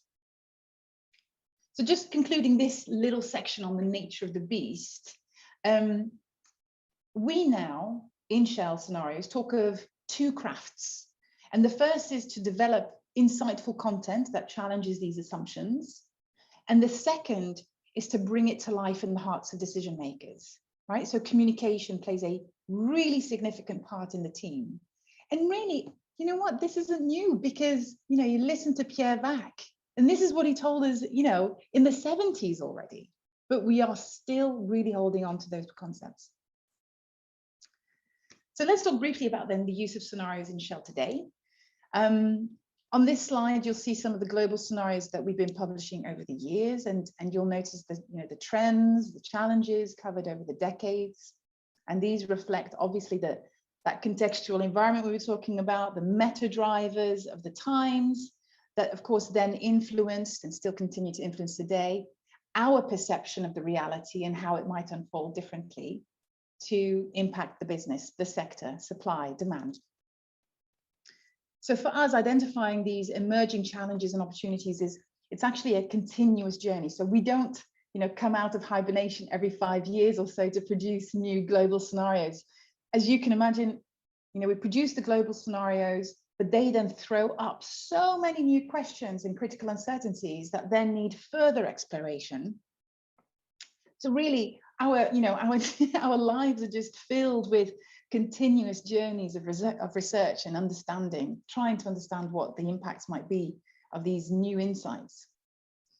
And so, although these scenarios that you can see on the screen, we share openly with pretty much anybody who cares to, to read them, we really use them as well to help our own strategic thinking internally. And again, it's on a continuous basis. So, we talked a little bit before about, well, I think forecasting, came up as well. Naturally, in our company, we do a lot of forecasting, usually with sensitivities attached. And ultimately, if you think about those people in the company who have to make investment decisions, right? So they have an amount of money that they have to spend on a particular project. Simply listening to a set of plausible scenarios doesn't make those specific decisions necessarily any easier, not at all. Which scenario do I, how do I place my bets here? So a lot of colleagues instinctively say, well, it's nice to have these, stories, but, what am I supposed to do with them? And it comes back to the question, I think, from one of the earlier sessions around scenarios to strategy, right?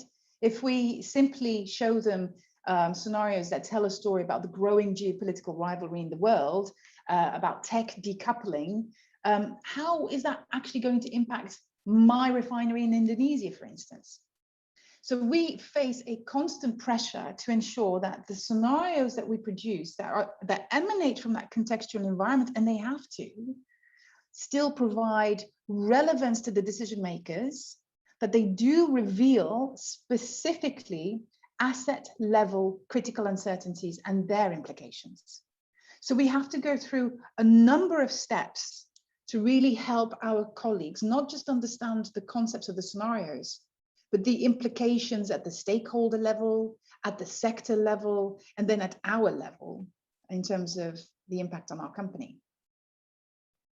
So this means that we apply an outside-in thinking approach, that's clear. But those bridges that we build really are there to guide the colleagues from that macro environment all the way through to the asset. So we don't leave it just with the scenarios. They can't use them. We have to bridge it, and only then do the scenarios become indispensable inside an organization. So we hopefully end up with decision-centered scenarios that really enable our colleagues to make that investment decision much more thoughtfully. And I'll say one more thing, and you all know this, but still, it's a journey, right? This process of learning, not just for us, but more importantly for our colleagues, right? It's this process of learning. It's Schopenhauer's statement about, first truth is ridiculed, then it is violently opposed before being accepted as self-evident. Well, unfortunately, that's basically my day, having to take my colleagues on this journey. And so we often find, that we are many years ahead of the curve on critical themes, and we're pushing to get them absorbed, and then, by the senior leaders, to really get them to understand why it's significant that they understand that these driving forces will shape the future and how, and that we need to act now, change the company, move. And often that does take years. And then once they've decided, they've understood, and they've got it, and they've absorbed it implicitly, we're also just as easily forgotten for having brought those insights to the fore in the first place, right? So we also have to take this learning journey into account when we think about the company's planning cycle. It's no use introducing insights, months after teams have already started the planning process. You have to get in there in a timely manner. You've got to make sure it's relevant and it speaks the language of the stakeholder so that it can be taken as self-evident when the time is just right. And so, just lastly, let me touch on the energy transformation scenarios, because we published these in February. So how can I not mention them today? I can't obviously spend time telling you the content, but I think what is interesting about these is that they cover the major driving forces today, right? That obviously will shape the future, and I think so. And just touch on those very, very briefly.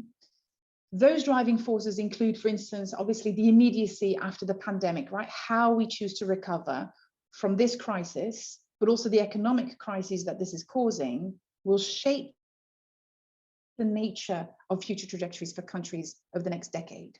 But then we also have the geopolitics, right? That we are now at a juncture where we no longer live in a US-led unipolar world. And so there's lots of competition now in terms of competing governance models, even economic models. And here also technology plays a critical role, and how technology is used, who controls it, will drive the nature of future growth and relationships. And then we have inequality, right? Could 2020 be the year where we acknowledge that inequality is in itself a worldwide pandemic? And then lastly, of course, it's climate change, which is, of course, the driving force that will be with us actually for generations to come. So that's one of those predetermined, and regardless of the scenarios, that will shape decision makers. So all these are critical uncertainties, as we know. We don't know how they're going to pan out over the next few decades. So each of these is played out in these three scenarios. And the starting point, like I said, will be the recovery from the pandemic.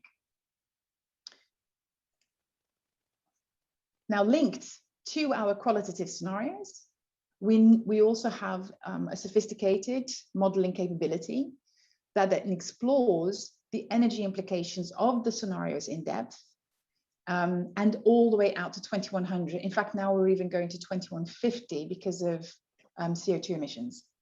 And they look at the global energy systems from a supply, from a demand perspective. They look at it from, well, all major energy sources, all major energy carriers and users, and in 90 countries in detail. So having that capability linked to our scenarios, the qualitative scenarios, so marrying the quantitative with the qualitative, allows us an iterative process that really, really tests the internal consistency of the scenarios narratives, and really gives us insights that, I think otherwise we wouldn't be able to generate. And of course, it raises further questions about the energy system, about the pace of change, et cetera, et cetera. So when you take these scenarios, right, we have three, we have waves, islands, sky 1.5. We take them as a set, right? They're not mutually exclusive. Therefore, we seek strategy that will provide resilience against all three, right? We look out for those potential disruptors that, although perhaps unlikely today, would have major implications. And these need to be heeded against. But overall, we're of course looking for the commonalities as well across all three scenarios, so that those are no-brainers for us to work towards. So the scenarios help us to produce new and resilient strategy, but they also help to test our current strategy against all scenarios. And then lastly, what we can now also do with all this data and all this, knowledge, is to then go a level deeper. And this is an example of a deep dive that we did for India, where actually the question that we wanted to ask was, how fast could the energy transition in India actually take place? Taking into account technology, financing, society, consumer behavior, what they want, politics, and all of this as well. What is feasible? And it allows us to produce, roadmaps like this, that we almost use as a signals and signposts piece. It shows you the sequencing of technologies and policies across time to attain, well, in this case, a normative scenario of Sky 1.5, where we, reduce emissions to stay under the 1.5 degree threshold. So I think that's my last slide. Yes, this is it. I hope that was interesting. Any questions? Very, very happy to take. Thanks a lot, Geraldine, for your fascinating talk made with great passion.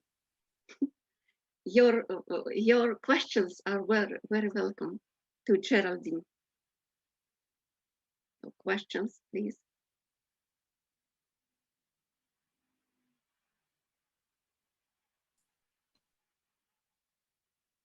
Diana, yes, please.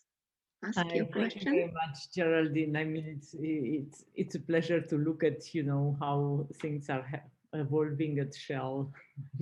Have been looking you guys for the last 20 years. So, yeah. I was wondering, actually, I would go with my question to your last slide on India, you know, so yeah, it's a stance, you take a normative stance there. And when you are saying you go, you know, to the country level, etc., how far you can engage you as a company, Shell operating in India, with stakeholders at various levels for developing such a road mapping, you know. So, I mean, Yeah, elaborate a bit on this. Yeah, absolutely. So in India specifically, we worked with TERI, which is the research institute there. We also did something on Paris last year, which, you know, where we actually worked with, well, probably about 20 different stakeholders in the Parisian context, including government. And what's interesting is that I think that there is an appreciation by policymakers in particular, that when we think about climate change and the energy transition, it is a complex system, Diana. and they're looking for ways to regain the sense of control and clarity around roadmaps. How do you produce a policy roadmap that enables you to not only achieve those carbon and emissions reductions targets, but do it in a way that also meets the needs of society? And I think that because we are really quite explicit about, you know, the importance of the just transition, you know, the importance of really taking the needs of society more broadly into consideration, we actually get quite a lot of requests come to us now to ask us to help governments produce a sky scenario for them, right? So we had, so Malaysia is one, Singapore is another one. We've just done work for the US, and we're now starting to see that cities in the US are coming to us, you know, to produce something bespoke for the city. And it's really this idea that this sky scenario, which is a normative scenario, can help these policymakers. So actually, we're getting quite a lot of traction on this, which of course we're delighted with. We're not really pushing, you know, it's an open door at the moment, Diana, but I suppose it's because it is, you know, it's a hot topic right now. And I think everybody's grappling with the mechanisms of decarbonizing, you know, entire cities and countries. Does that answer your question though? I'm not sure. I'm looking at your face, Diana, and I'm not sure if I'm reading. No, yes, no, definitely. I mean, do I have time for a follow-up question, or I don't want to, you know, to monopolize the floor? Maybe somebody else want to ask question first. If not, then Diana. If not, let's wait a second. Nobody wants. So you may ask your second question. Take it, Diana. Take it quick. Okay.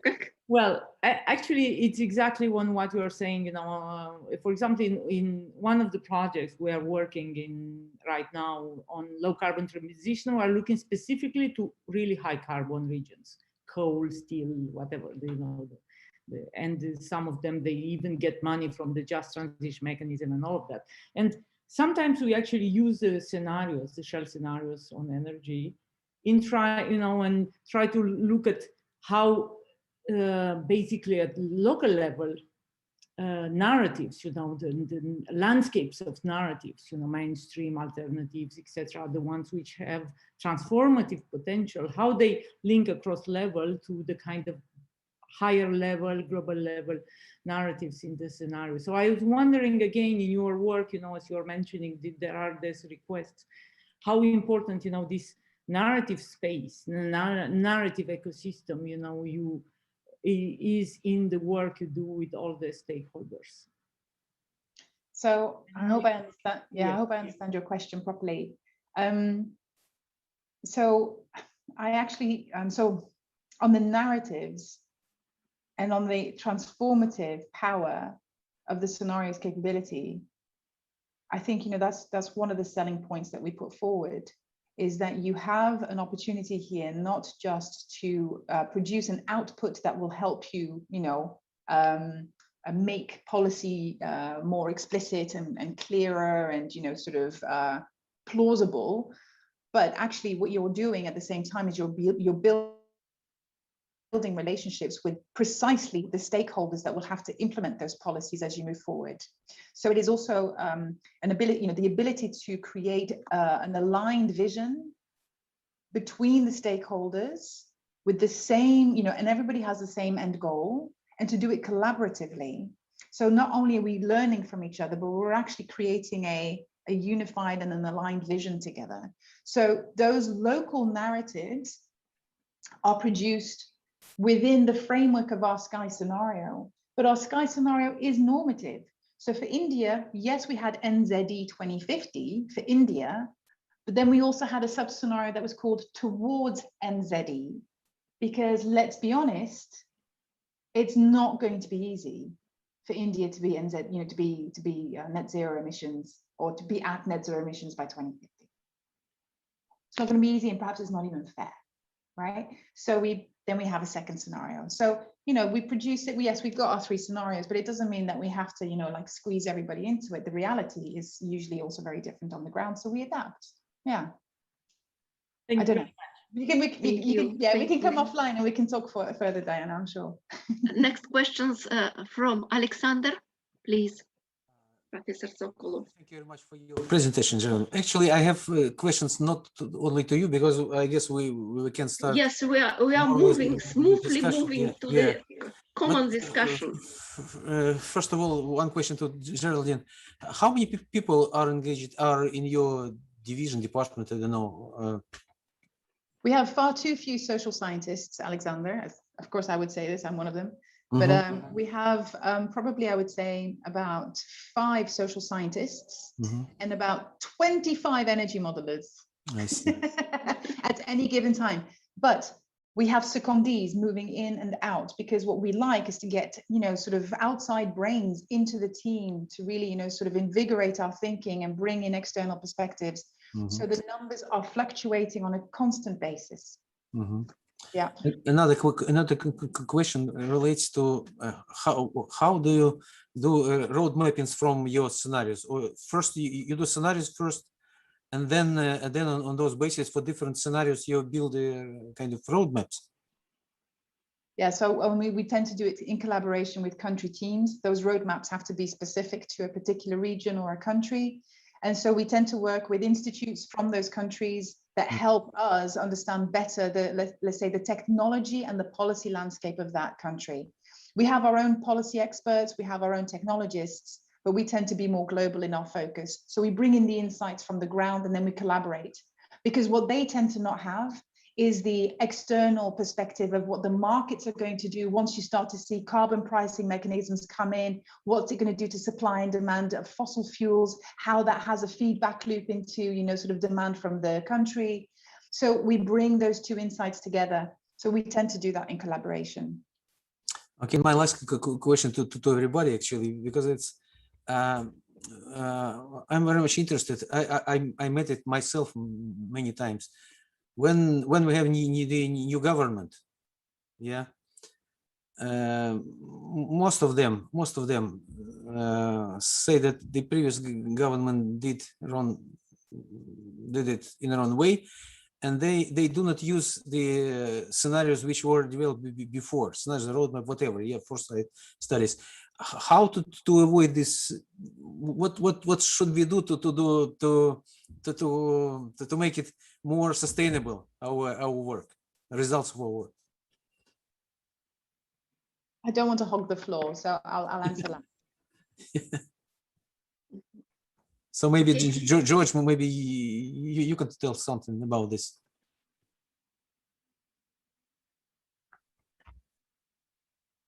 I'm sorry, I didn't quite catch the question. My daughter phoned me in the middle. Actually, once again. I'm sorry. Yes, if you wouldn't mind summarizing your question, Alexandra, and then I'll answer it. Thank you. I can't hear you now. I'm sorry. Do you hear me?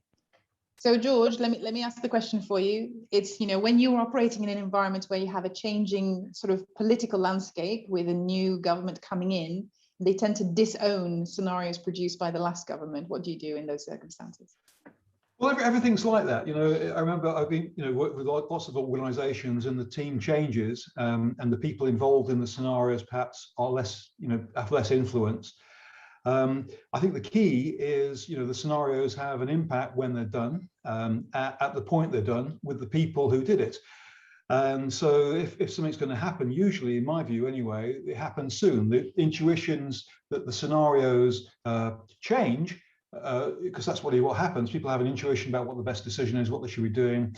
Then intuitions are changed by the analysis, and there's a higher level of insight. But it's just with the people usually who are in the room. That's my take. And so the scenarios, in the way I do this anyway, at that point almost can be thrown away, because the good's been delivered. You know, you've got a different viewpoint, and that's why people value it. And so the scenarios that I build perhaps are less like the shell ones, which stay around maybe for a year or two and have an impact later, are really with, you know, the people at the top of the organization making decisions at that point.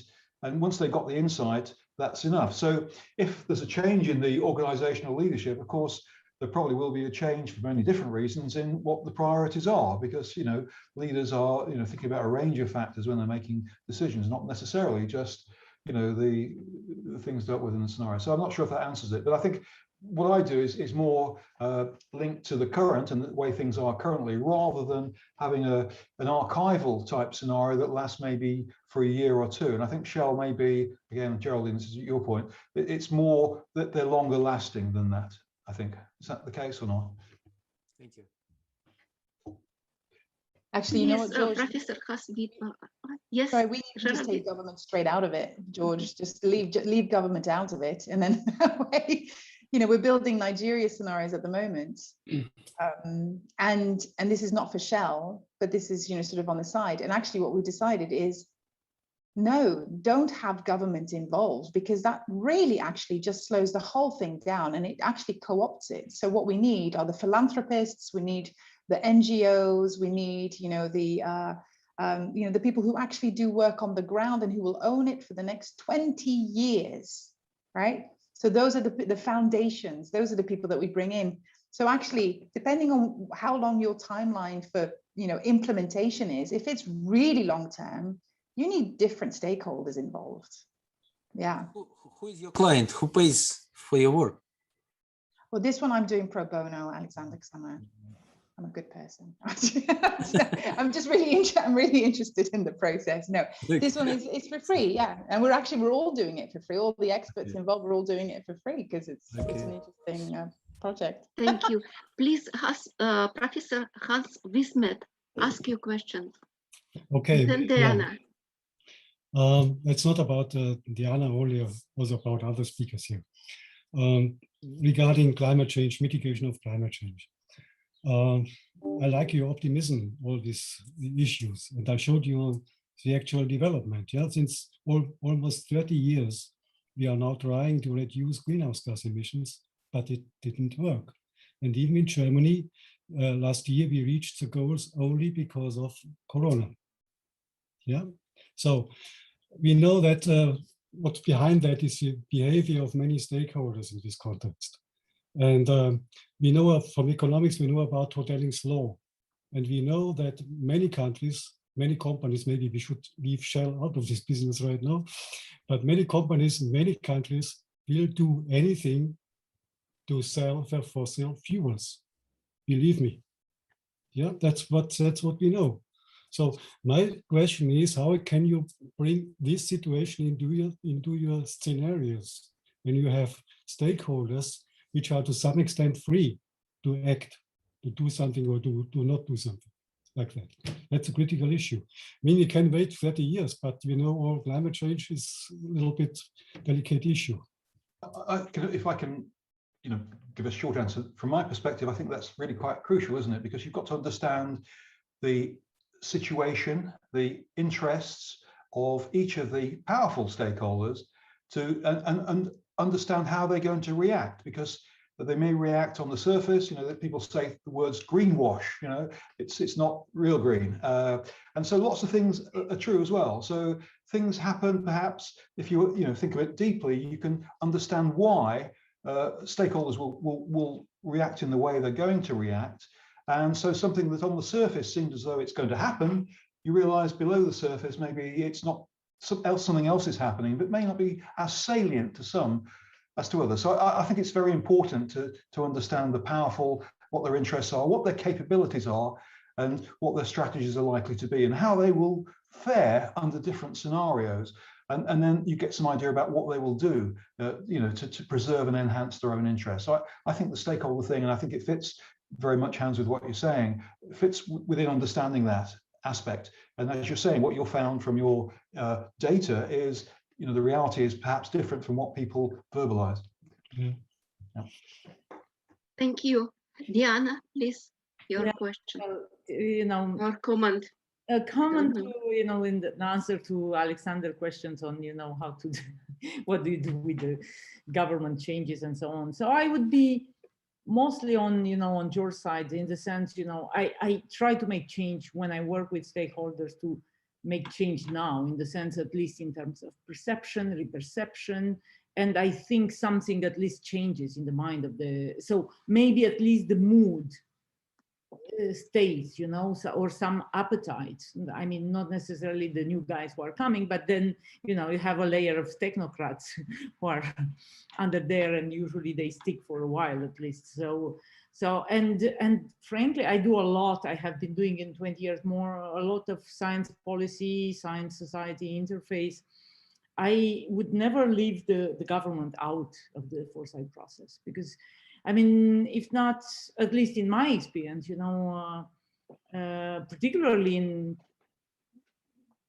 countries where due diligence and rule of law and are not quite there, not much is happening. Even with that, it's not necessarily much happening. But I would say if you keep the big actors out of the game, I mean, I feel that not much is happening there. So yeah, and just a comment, to what you were saying, Hans. I worked for a long time with Ørsted, the Dong, the Danish oil and gas, who became Ørsted, and it's I mean, it's a company, they are doing what they are doing, but I mean, it's really interesting to see how in the private space you still have some actors who really kind of turn around their thinking, and well, they still make money out of it, and they so maybe I'm too optimistic, I don't know, but I am definitely, I still think that there is hope. It's good, of course, to be optimistic. Thank you, Diana. So time is over. Please, Geraldine, your short question or comment. No, I just wanted to come in on Hans's point about the transition and climate change, because you're absolutely right, because that's why we also have 3 scenarios, because the normative scenario is, when all stars align. But even the normative scenario, all stars align, means that we all have to make radical behavioral changes. And it is funny that, when we talk about MZE scenarios, people tend to leave the societal piece out of it, and they just talk about the technological and economic piece of it. When really, actually, it basically means that, the top 1 or 2% can't travel as often, is no more, sort of, 3 times a year going skiing, or, flying long haul across the world, no more, eating your steaks, 4 or 5 times a week. There's none of that. There's none of that. And we don't talk about that. So I think when we do the scenarios, even in a normative scenario like Sky 1.5, there are trade-offs. It's as simple as that. Yeah. But I agree with you, Hans. This is a really tough challenge, a really tough challenge. Thank you very much. Okay. At the end, I would like to answer a short technical question. Somebody asked whether we can share presentation with the participants. We will ask presenters if they allow us to share, then we will share with participants their slides. And thank you very much once again for all the speakers at this session and for all participants for your attention. We have 15 minutes break. I guess, right? If you allow, we can start at 5:15 Moscow time. At 5:15. So in 12 minutes, okay? 12 minutes break. Okay. A little bit. Okay. See you soon. See you soon. See you soon. Hello, everybody. I hope everybody's back again. So we launched the second session, which is devoted to complexity science application foresight studies. Our first speaker is Anthony Van Raan, professor of Leiden University. Ton, the floor is yours. Please go ahead. Yes, thank you. Good afternoon, everybody. I'll try. Yeah. Okay, is my slide visible? Hello? Not yet. We see your face, which is fine, but not. Yeah, thank you. Yet.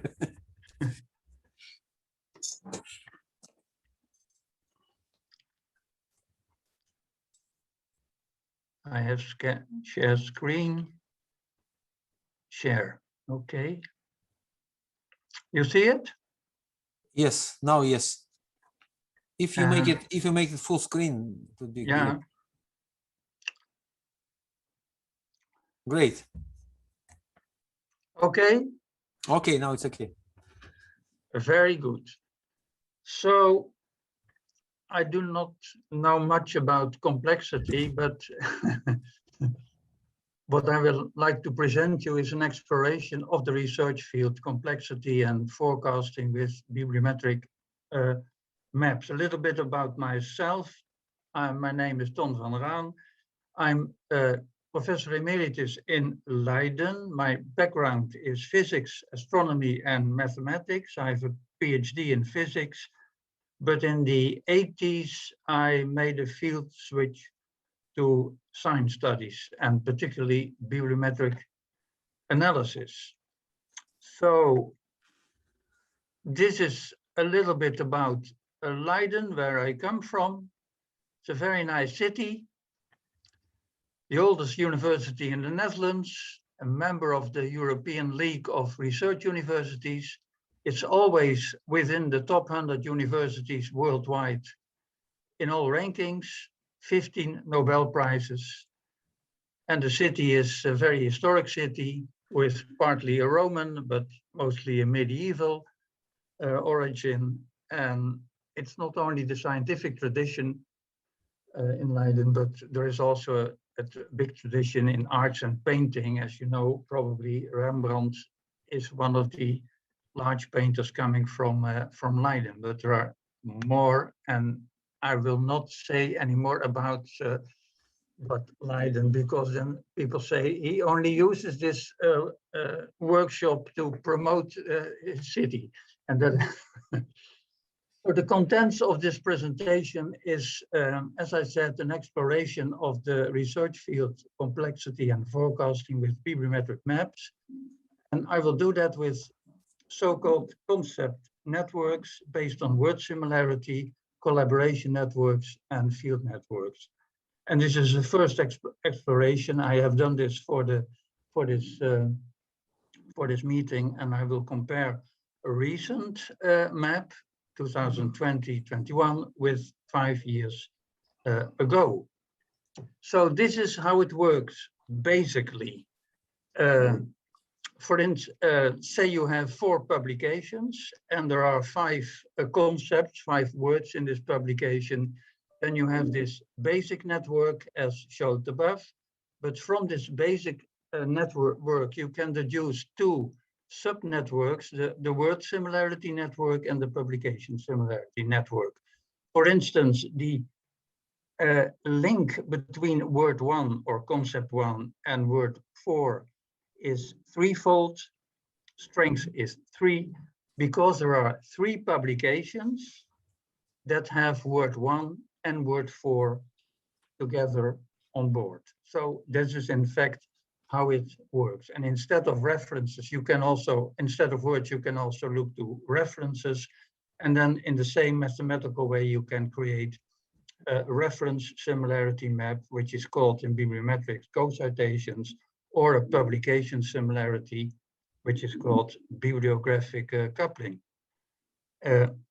All these networks can be constructed with any set of publications in an automated procedure by a tool developed in our institute and called VosViewer. For those who are interested in mathematics, the whole thing is also, you can express it in matrix algebra. You see the first matrix, that is the publication to word matrix, and then by multiplying the transpose matrix with the original matrix, you have the word-word relation, and the original matrix multiplied by the transpose matrix, you have the publication similarity matrix. That is in fact how the data system works. And here we have 4 publications and 5 concepts, 5 words, but in reality, you have 1 million publications and many, many, many concepts, words, references, authors, and so on. So this is a very, very small part of the whole data system we have in our institute, but this is a simple example. That is how it works, only a little bit bigger. This VosViewer map works as follows. You can select any set of publications from the Web of Science, from Scopus, from Dimensions, from PubMed, Microsoft Academic, Crossref, based on any applicable search item. That can be different types of keywords, author names, university names, countries, journals, whatever. And then you can upload the selected set into this VosViewer. And having done that, you can make a choice for maps based on concepts, on authors, on journals, and the map is created within seconds. And I give you the website of our institute where the whole tool is described. So as I said, for this study, I selected in the Web of Science 2 data sets, all publications on complexity and forecasting in 2015 and 16, that's about 500. And also for the recent years, 2020, 21, that's about 800.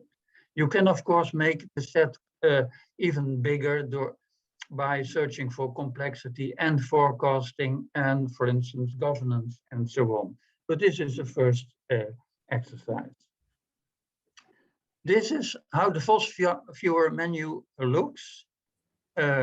You can, and this is the set of publications I use. It goes into the VosViewer, it works, and then you get this type of, you can make a lot of choice. You can restrict the number of items, but this is in fact the landscape of complexity and forecasting science in 2015, 2016. You see a big cluster around climate change and a big cluster, around things like genetic algorithms, time series. So for the analysis of complex systems. Then we make a jump of 5 years, and then the climate change cluster is much bigger, but even bigger is the more technically oriented cluster, and particularly concepts, items like machine learning and deep learning are closely related with prediction, forecasting, and so on. So this is how we make these landscapes. And as I said, there are several thresholds. You can in fact tune the map through the words. So if you restrict the number of words, the network is rather thin, so to say, and if you allow much more words into the analysis, then the network becomes quite dense, and then you cannot see anything anymore. So that's also not what we like to do. So in 5 years, we see a strong growth and increasing diversification of the climate cluster and the machine learning cluster. And now the interesting thing is, what about the countries working in this field? And 5 years ago, you see a quite central position of the USA and England. And where is Russia? It's here. It's not very active at the moment. 5 years later, you see what happens. I think there is no Chinese in this workshop, but Chinese research is now more or less dominating the whole complexity and forecasting scenario as far as scientific publications in this field concerned. So we see a big move of China coming from the outside into the center of the collaboration network, and the US is now more or less outside this center. So this is a huge change in 5 years in who dominates at least the scientific research in this field. That does not mean that the Chinese publications have the largest impact. This is about collaboration and activity. Then finally, we use the references of all publications in this field and calculate the publication similarity on the basis of the number of references they have in common. So the more references a publication has in common with another publication, the more similar they are. And we make the map on the basis of journals, because that gives you an impression of the fields that are involved. Okay, there we go. 5 years ago, this bibliometric methodology is called bibliographic coupling. And so these are the publications in the field of complexity and forecasting, clustered on the basis of how they refer to earlier research. And you see the important journals, and these journals represent more or less the fields. Also, you see a general journal, which is very well known, PLOS ONE, an open access journal. And the role of this journal becomes more and more important. And you see again climate dynamics, climate change cluster. But then 5 years later, the landscape completely changed. There is a shift to more physics and engineering related themes. So somehow something is going on in engineering in this field of complexity and forecasting. It's about energy, for instance, but also about the reduction of carbon dioxide in the atmosphere. And that's an important point I didn't hear so far in the discussions about the big carbon dioxide problems we have. And we saw this threatening curve going further and further until 2050. But in all these scenarios, you didn't see anything about the simple thing that there is a lot of physics and engineering going on to remove carbon dioxide from the atmosphere. And there are at least 3 promising methods. One is based on artificial photosynthesis. The second one is based on electrolysis, and the third one is based on molecular dissociation. The problem, however, is that these methods cost a lot of energy. And because of these developments, you see that this map on complexity and forecasting as far as the climate change concerns is shifting more to physics, engineering, and also to chemistry. Well, this is what I have to present as a first, as I said, as a first exploration of the field.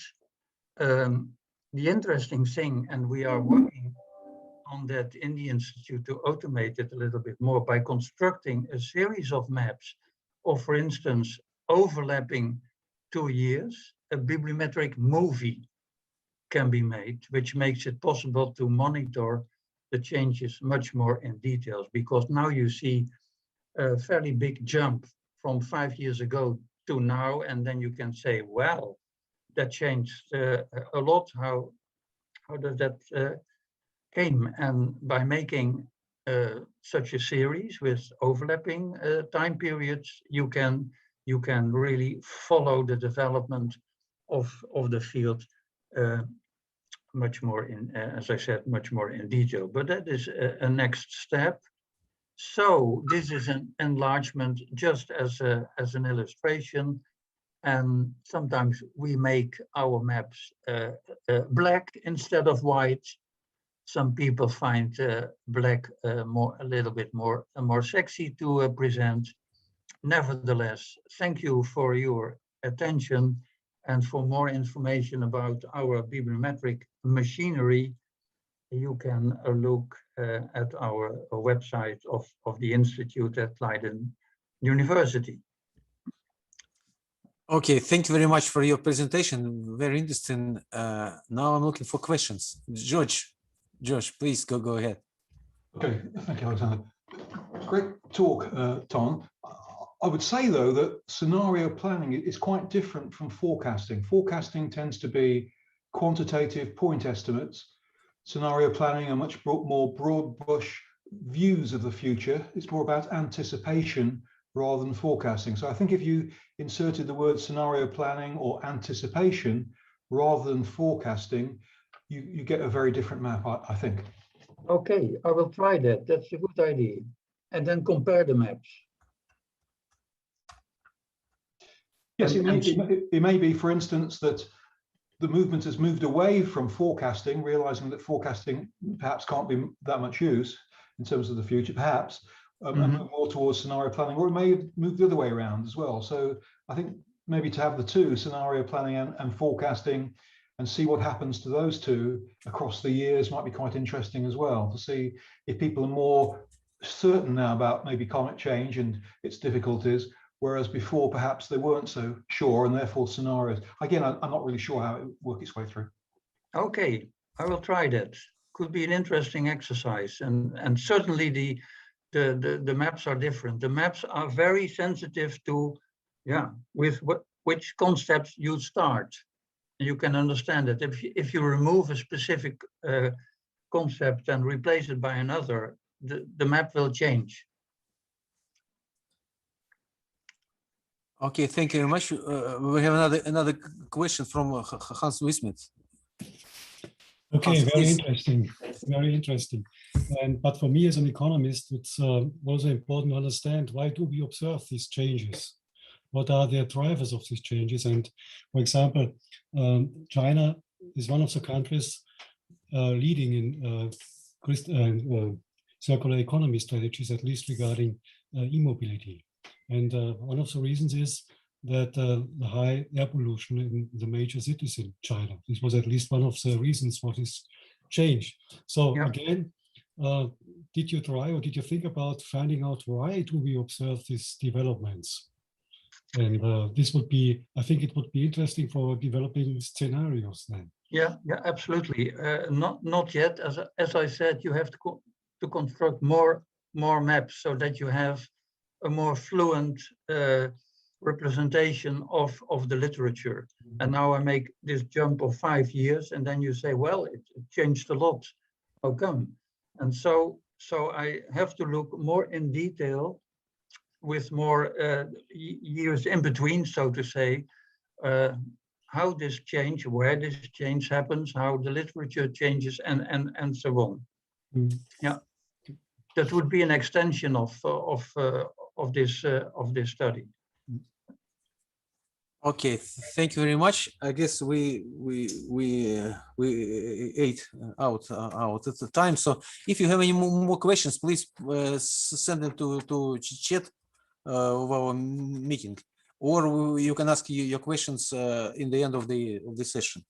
Now we go to our second presentation to be made by Professor Klaus Mainzer from the Technical University of Munich, Germany.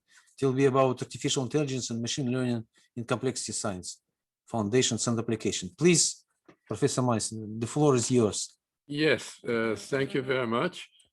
First, I have to share. Okay. And, No, you should make it. So, good.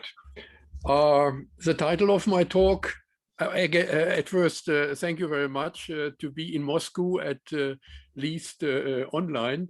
And the title of my talk is Artificial Intelligence and Machine Learning in Complexity Sciences, Foundations and Applications. And this talk is on the background of my foundational and interdisciplinary work on artificial intelligence and complexity science since decades, I must say. For example, here, these books on artificial intelligence in 2019 and Thinking in Complexity from 2007, which was also translated into Russian. Now, today, I only want to highlight 2 points. Machine learning and foresight of evolution on the background of natural sciences, and learning and networks and foresights of society on the background of social sciences. Let's start with machine learning and foresight of evolution. At first, the question, what is AI? About the distribution of AI research, we heard a lot of in the last talk. Now, what is AI? I like to remind you of the early 50s of the last century, when people were convinced that human intelligence has something to do with logical thinking of the reason. And so they try to formalize logical rules, for example, the logical if-then rules in symbolic formalisms, for example, in knowledge-based systems of experts. And therefore, this approach was called symbolic AI. But at least in the 70s and the 80s of the last century, it turns out that a huge number of data, for example, millions of pixels in a picture, cannot be regulated by if-then logical rules. And therefore, a new paradigm came up. Logic was more or less replaced by statistics. That means statistical machine learning. And with that, one was able to simulate, for example, sensor systems with the perception of millions of data in patterns. And as the perception of data is mainly below the level of consciousness, and it is without symbolic logic, therefore, this approach was called sub-symbolic AI. But as you know, human intelligence cannot be reduced to logical thinking alone. It cannot be reduced to perception alone, but it is a smart combination of both. And that is sometimes called hybrid intelligence. And therefore, in the White House paper for the future of AI for the next decade, it is predicted that hybrid AI will be the future. That means a combination of statistical learning methods with logical and knowledge-based methods. And this approach will have, of course, the highest degrees of intelligence because of the high similarity with human intelligence. But that does not mean that in the past, symbolic logic, symbolic AI was completely replaced by sub-symbolic AI and then hybrid AI. But all these approaches are nowadays working side by side. For example, here, symbolic AI and foresight.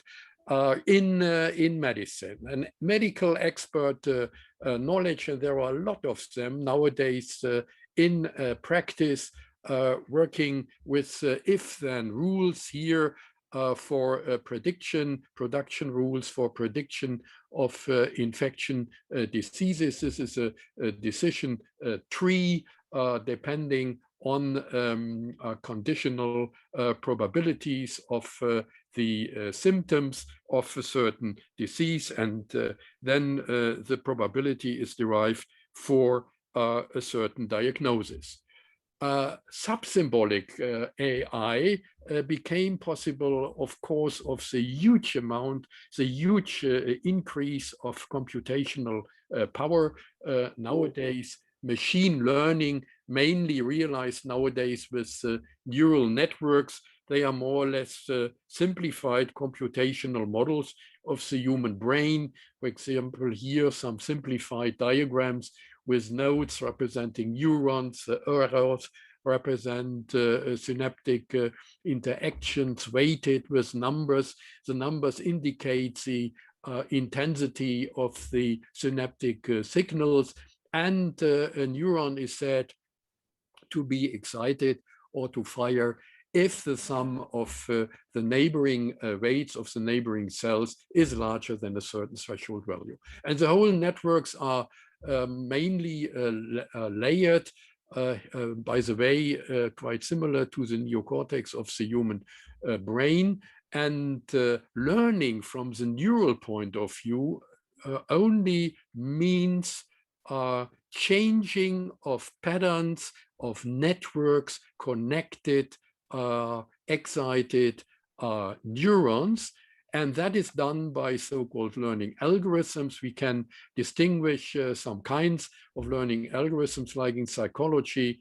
Let me highlight at least supervised learning, which means that at first the neural network is trained by a finite set of data, for example, the pixels in a face, and then the network is able, by approximation, for example, comparison, to recognize the trained prototype, for example, a face, among a huge amount of other perceived faces. Or deep learning, which is rather popular nowadays, only relates to the depth of the neural network. That means to the number of layers. For example, here, pattern recognition starting on the first level with the distinction of colored pixels only. Then they are connected to edges and corners on the third level to partial faces, and then the whole faces. Contrary to the limited human brains with only 4 or 5 layers nowadays in deep learning, because of the huge increase of computational power, the number of layers can be increased to improve pattern recognition. And pattern recognition in big data, that is the crucial ability nowadays of machine learning. For example, here machine learning supports medical foresight in breast cancer. It is a kind of supervised learning, because at first the system is trained with the criteria of cancer cells, and then it is able to recognize the trained prototype.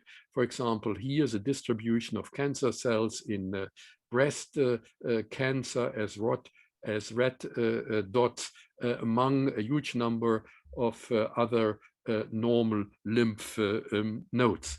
And here, very interesting, the change from the cells to the proteins. Machine learning discovers protein structures. You know, a protein sequence is built up from amino acids which are changed and represented here by the Latin letters.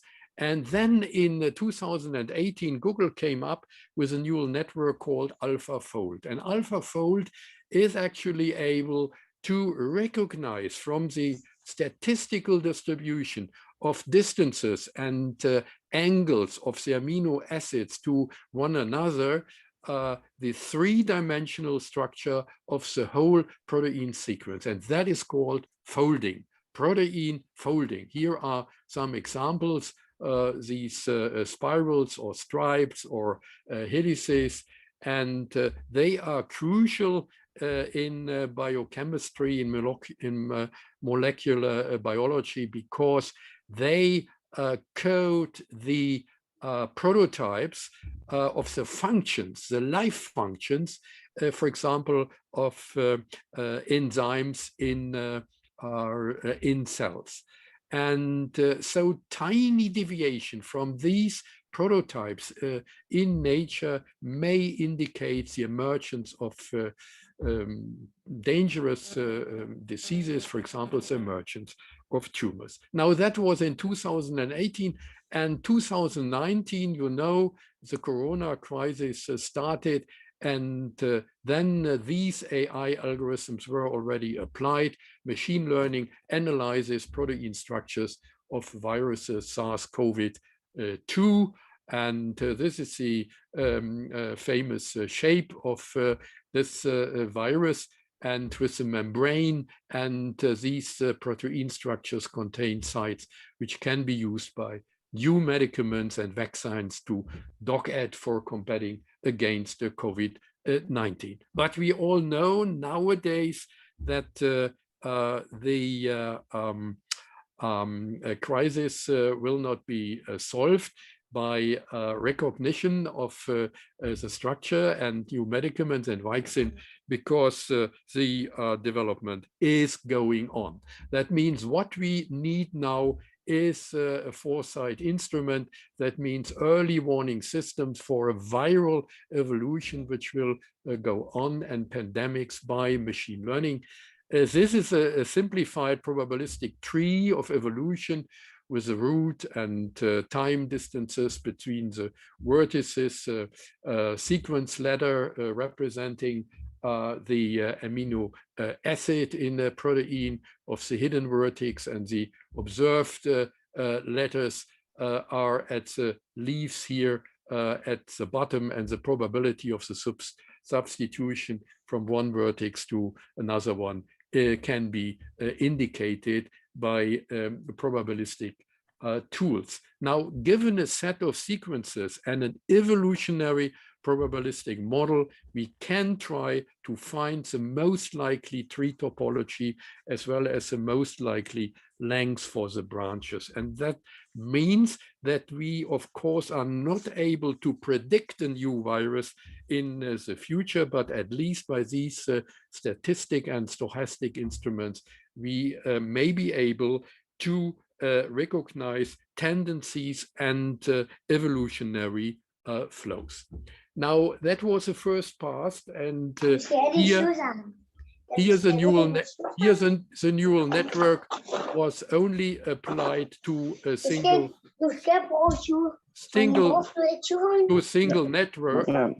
networks. And now my second part, let's look for the foresights in society. Yeah? 2 minutes left. 2 minutes left, please. 2 minutes left only. I had 20 minins, I thought. Because you were at the very beginning. Okay, so let it be 4 minutes, okay? Yeah. Then the neural network now applied to the cyber physical systems. That means the global network. This is nowadays the Internet of Things, you know. The sensor technology came in. Things are now able to communicate with one another, not only objects, let me highlight some infrastructures here. Intelligent infrastructure in mobility with communicating cars, or in the smart city concept, the infrastructure are coordinating. So in the end, or here smart grids, or the health system. So in the end, we have again this structure here of layers, like in the former case of the neural networks, but now the clients are not only one user, but perhaps a whole society. And below these layers are here are the different domains of application, and finally the technical infrastructure. Industrial internet is of course a crucial highlight for the application of the Internet of Things, because now robots and tools are communicating with one another, not only man-to-man, man-to-machine communication, but machine-to-machine communication to transform in the end the factory in a more or less self-organizing system. So the concept is here of these global networks.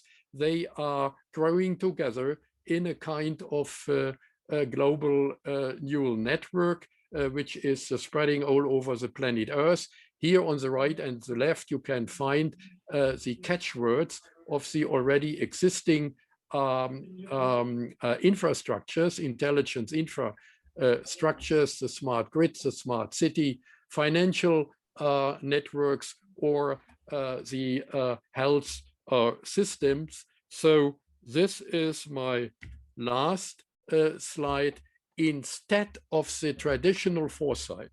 And that is the main message here. We need AI-supported learning networks or learning platforms and sustainable strategies to master the increasing complexity of our civilization. Thank you for your attention. Okay, thank you very much, Professor Meister. Excuse me for interrupting you, because we, in the very beginning, we agreed that we should leave some time for questions and answers. I thought the questions are in the end of the 4 talks. Yeah, and, yeah, it will be a discussion. Okay. No problem. Please ask your questions if there are any. If no questions, may I ask you a question? Yeah. Do you mean that artificial intelligence should replace experts in foresight?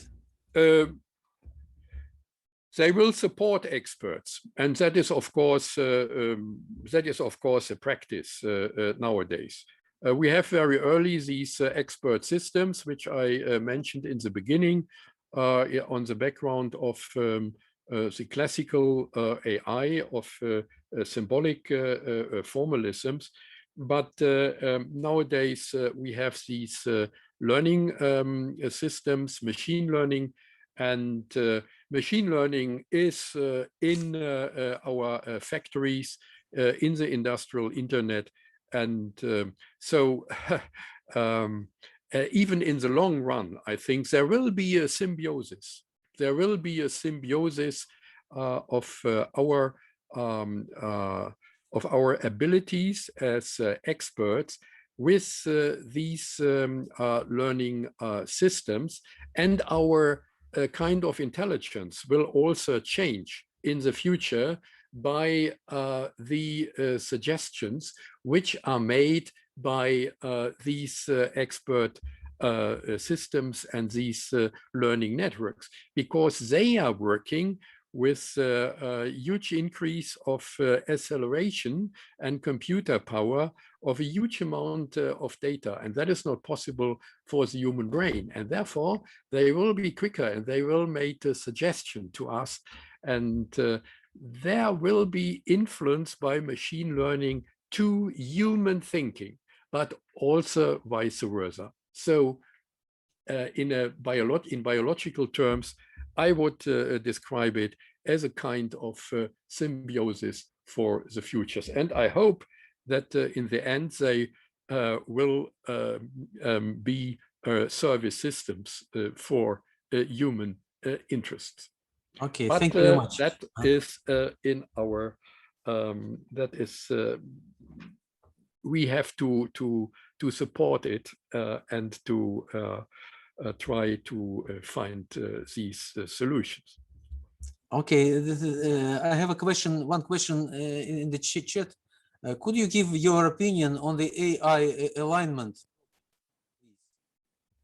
AI alignment? What does you mean by that? I don't know. It was not my question. It's a question by Miguel. Maybe you could explain.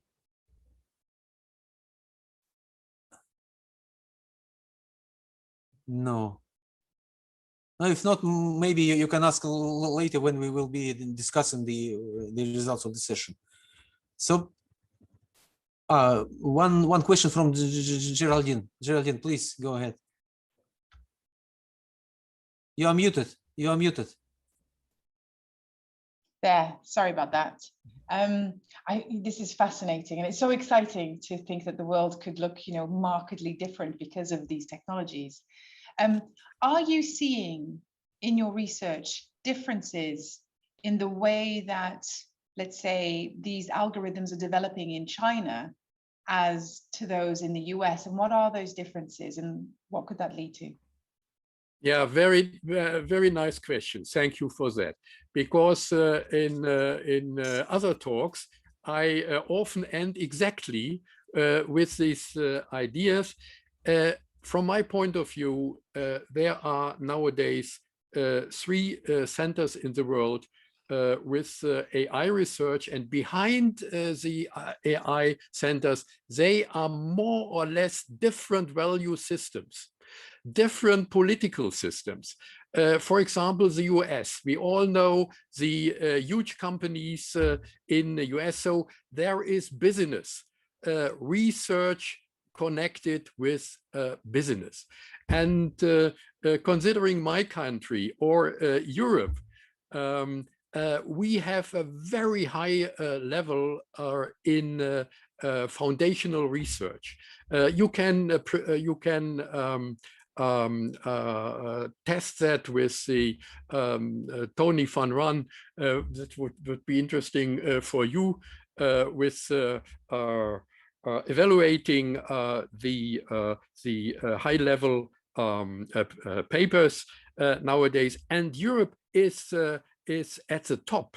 But what Europe suffers from the ability, the US ability to connect it with business models. Yeah, and so we are also in Europe interested on the ethical and legal question. We are very conscious of that, and but the US have a more utilitarianism tradition, and now China. And we heard about in the last talk about the dominance of China. Let me say, rather cautious concerning the foundational research. Europe, US is higher. You can compare the patents in these different centers, and they are much stronger, the requirements here in Europe and the US. But anyway, China is dominating by the mass of research, but in the background there is a completely different ethical, legal, political system. That means state monopoly. It's not the communism, it is state monopoly. And that has a tradition in China. That is not only the Communist Party, that has a tradition going back to Confucianism, to the time of the emperors. And therefore, this kind of, for example, social score is widely accepted in China, because people are convinced that they will have the better tools, more effective in the future to handle the upcoming crisis, pandemics, things like that, and not the democratic systems. So we have to be conscious about that in that global competition. So in the end, coming to the point of your question, there is a global competition, and that is not only AI technology, but it is in the background a competition with the tools of AI of these legal and different political systems. 2 years ago, before the pandemics, I was invited by the Chinese Academy of Science, and they opened the conference with the remarks, atom bomb was yesterday, nowadays AI. So I think you must not comment it. It underlines again this connection of political power in the future with AI tools. And therefore, one remark concerning Europe, I think it should be a challenge for us to demonstrate that we are not only top in the AI tools and in technology, but that we also combine it with an attractive political systems. And if people are intelligent in the world, and people are elsewhere intelligent in the world, they will recognize, oh, there is a successful innovation combined with an attractive model of the society. Okay, thank you very much. We are running out of time. Our next presentation will be made by Professor Riccardo Vecchiato from Kingston University, London. Please go ahead, the floor is yours. Yes, let me just try to share my slides. I hope you can see my screen. Yes, we can see, but please make it full screen if possible. I'm just trying, but okay, perfect. Okay, so good afternoon or good evening. Thank you so much for this invitation to participate in your workshop.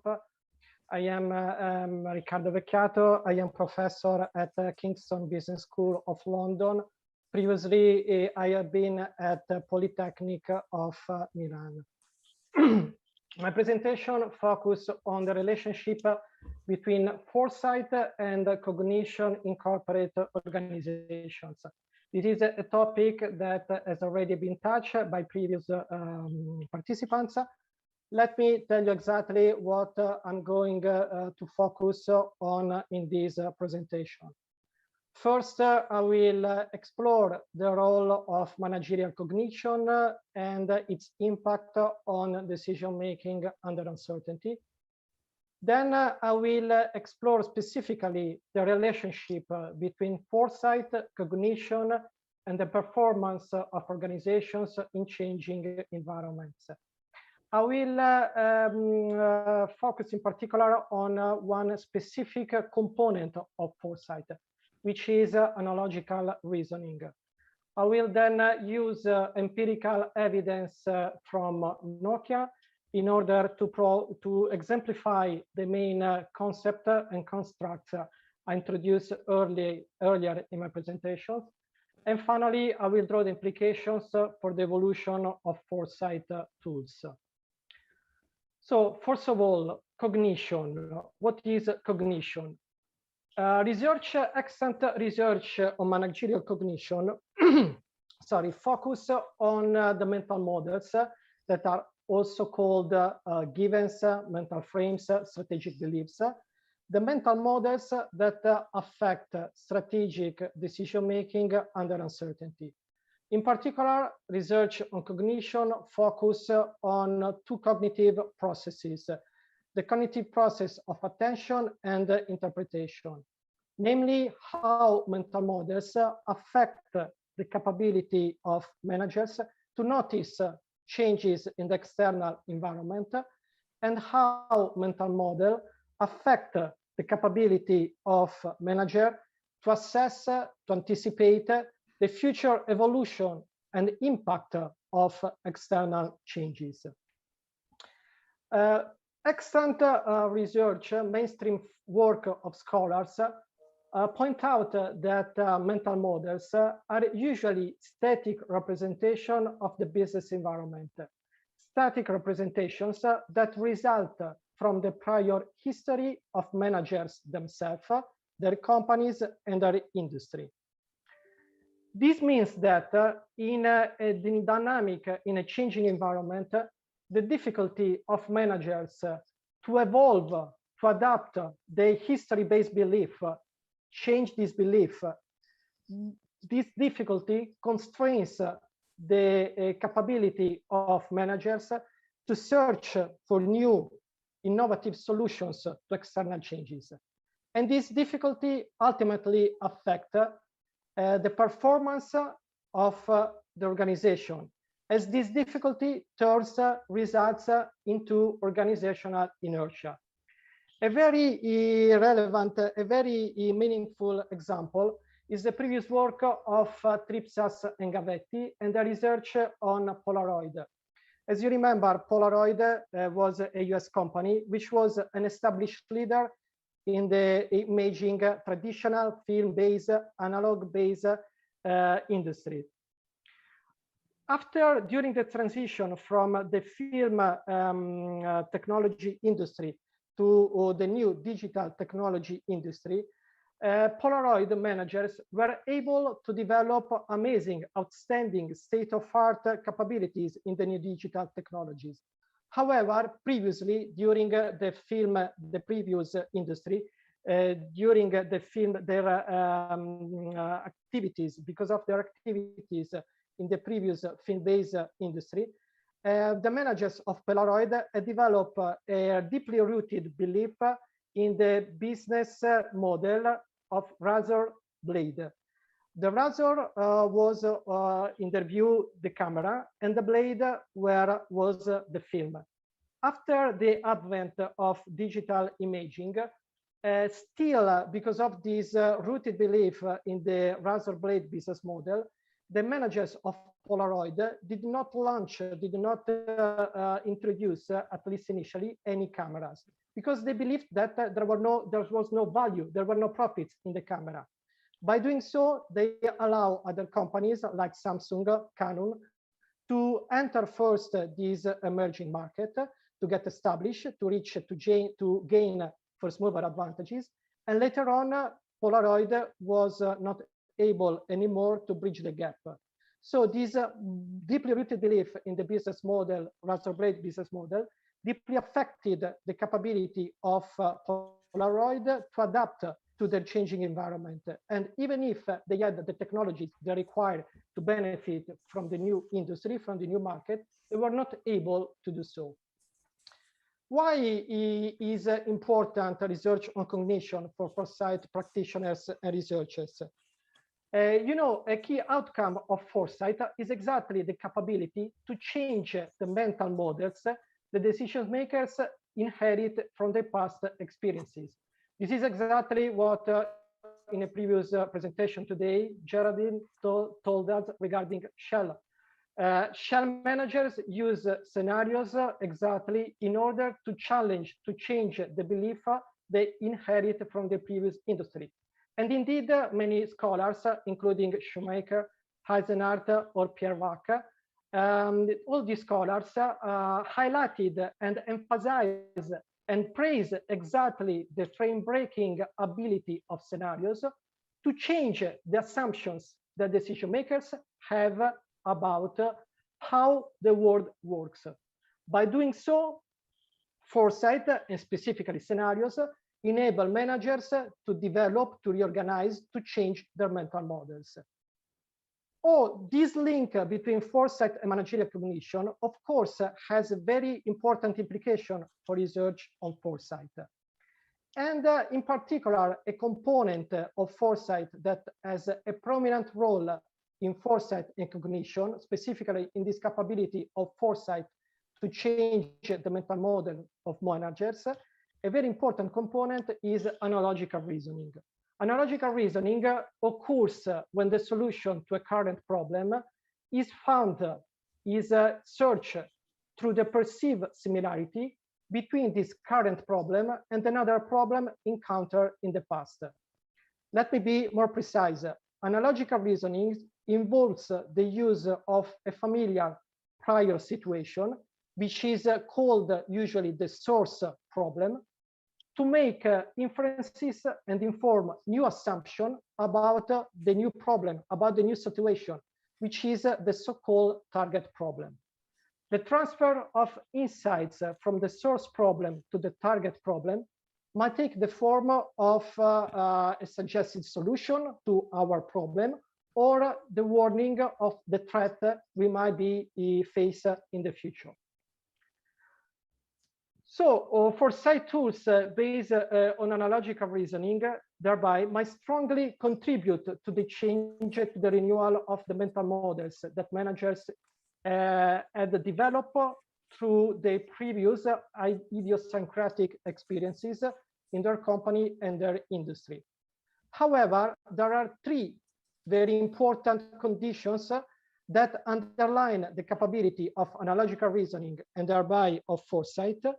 Three paramount conditions that enable indeed analogical reasoning to enhance the response of managers to changes in their external environment.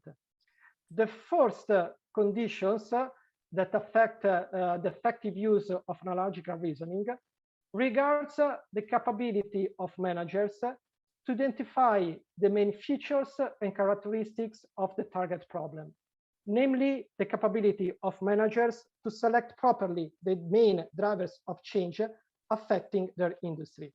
The second condition regards the effective selection of the source problem. And third, the third important condition for the effective use of analogical reasoning regards the capabilities to adapt the solution, the insights inferred from the source problem, and in order to make valuable assumptions regarding the target problem itself. In order to show you how analogical reasoning works and how analogical reasoning might affect concretely the performance of an organization in a changing environment, I'm going to refer to the case of a company that I guess everybody of us still remembers, maybe warmly, the case of Nokia. As you remember, Nokia in 1998 was able to become the new leader in the mobile phone industry. In 1998, Nokia was able to take over from Motorola the leadership in the mobile phone industry, which at that time was still based, as you should remember, on the 2G technology. At that time, 1998, mobile phones were still basically used to send text and to make calls.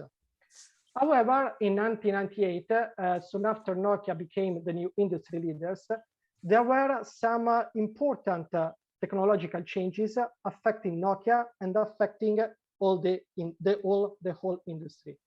These changes were the advent of mobile internet and new digital technologies like digital imaging, digital music, and digital gaming. In order to face these big technological changes, Nokia relied on foresight and specifically on analogical reasoning. Nokia investigated other sectors, other industries different from their own mobile industry, and they used these different other industries in order to anticipate the likely evolution of internet, digital imaging, and so on their own mobile phone industries. Namely, Nokia executives use the PC, the personal computer industry, and the imaging industry as source problems for analogical reasoning and for anticipating the likely impact of internet and digital technologies on their own mobile phone business. By means of analogical reasoning, Nokia managers indeed were able to disrupt, to deeply change the established mental models they had at the time. I remember Nokia managers called these mental models they widely held orthodoxies in their company. These new beliefs regarding the decline of traditional voice and text-based phones and the rise of completely new product categories that would disrupt traditional phones. This was the first belief that emerged from analogical reasoning, and specifically from the use of the digital imaging industry as the source problem. The second for important beliefs that emerge from analogical reasoning was the crucial role, the belief in the crucial role of the software operating system in the differentiation of future 3G handset. In this case, Nokia used the PC, the personal computer industry, in order to investigate the future impact of internet. And they noticed that in the computer industry, personal computer industry, after the advent of internet and the use of a shared common software platform, Windows, all the computers had become commodities that PC manufacturers were not able to differentiate. This analogy with the computer industry drove the belief that without differentiating the operating system, Nokia could not differentiate its own handset. Excuse me, 2 minutes left, okay? Yes, very quickly. In these slides, you can see the impact of technological discontinuities, the new strategic belief, and the impact of these beliefs on the investment decisions of Nokia. In particular, the belief on the advent of a new operating of the role of the differentiation system spurred Nokia first to develop Symbian and then to embrace Windows Phone instead of Android. What are the lessons we learn from the case of Nokia? Analogical reasoning, very briefly, analogical reasoning might indeed be used for changing, renewing the mental models of managers. However, if managers choose wrongly the source problem, and this was the case of the computer industry that was used as a source problem for anticipating the impact of internet, if managers choose wrongly the source problem, then analogical reasoning will bring about beliefs that are not aligned with the changing environment, and these beliefs will lead to inertia rather than to adaptation. So a crucial challenge for managers using analogical reasoning and foresight in order to cope, in order to change the mental models of managers, and in order to cope with external changes, a crucial task is the selection of the source problem. If decision makers select properly the source problem, these managers are likely to make analogies that lead to accurate beliefs. This was the case of Nokia and the analogy between the imaging industry and the mobile phone industry and the belief about the rise of new product categories. This belief enabled indeed Nokia to achieve between 2005 and 2010 a leading position in the smartphone industry. After that, however, and this was the case of the PC industry, the belief on the crucial role of the operating system was a source of inertia. And what we learn, what is the lesson we learn from the case of Nokia? We learn that we need continuous experimentations of alternative plans, alternative solutions to drivers of change, not just to test the value, the alignment of new assets and resources with our changing environment. We need the continuous experimentation and flexibility in order to test, in order to double check that the new beliefs that emerge from foresight and analogical reasoning, these new beliefs are indeed aligned with the emerging sources of competition, that these beliefs are still a source, are indeed a source of adaptation rather than inertia. And this is, again, a way to recap my main findings from the case of Nokia. Please be careful that managers tend to become overconfident in the beliefs they develop through analogical reasoning. If we choose wrongly the source problem, these beliefs will lead to overconfidence and inertia rather than to adaptation. Thank you. Okay, thank you very much, Professor Vecchiato. Any questions, please? We have time for a couple of questions, not more. No. I don't see any hands up. Okay, maybe I will ask you a question. What do you think? How artificial intelligence might help in avoiding this analogical reasoning? You know, if indeed analogical reasoning is used as a way to foster experimentation, flexibility, in order to push managers to experiment with alternative futures, rather than stack or put all the eggs in one basket at the very beginning. And of course, artificial intelligence might be used as a way to foster flexibility and a way to simulate different scenarios, different environment, as a way to test the emerging belief from analogical reasoning. Indeed, of course, artificial intelligence might be a very useful tool in order to prevent the mistake that was made at Nokia. Okay, thank you very much. I don't see more questions, so we can go to our last presentation. Thank you very much again. Yeah, it will be made by Elena Knyazeva from High School of Economics. It will be devoted to empowering foresight methodology by advances in complexity science. Elena, please, the floor is yours. Good evening, dear colleagues and dear friends from different countries. This is my presentation, and excuse me, if I would like to share. Yes. If you could make it full screen, please. Full screen. Full screen. It's on the bottom of your computer, on the bottom right. Ah, yes. Okay. Great. Okay. I would like to share my views how we can improve the foresight tools on the basis of complexity science. I am doing my research in complexity science already for 2 or even 3 decades. So I have a very big experience in this very area, in this very scientific field. And I know that already 20 years ago in future studies emerged a very profound understanding that system science, systemics, or investigation or research in complex systems, in self-organization of complex systems, can be very interesting, very promising basis for future studies and now for foresight. So this is my thoughts.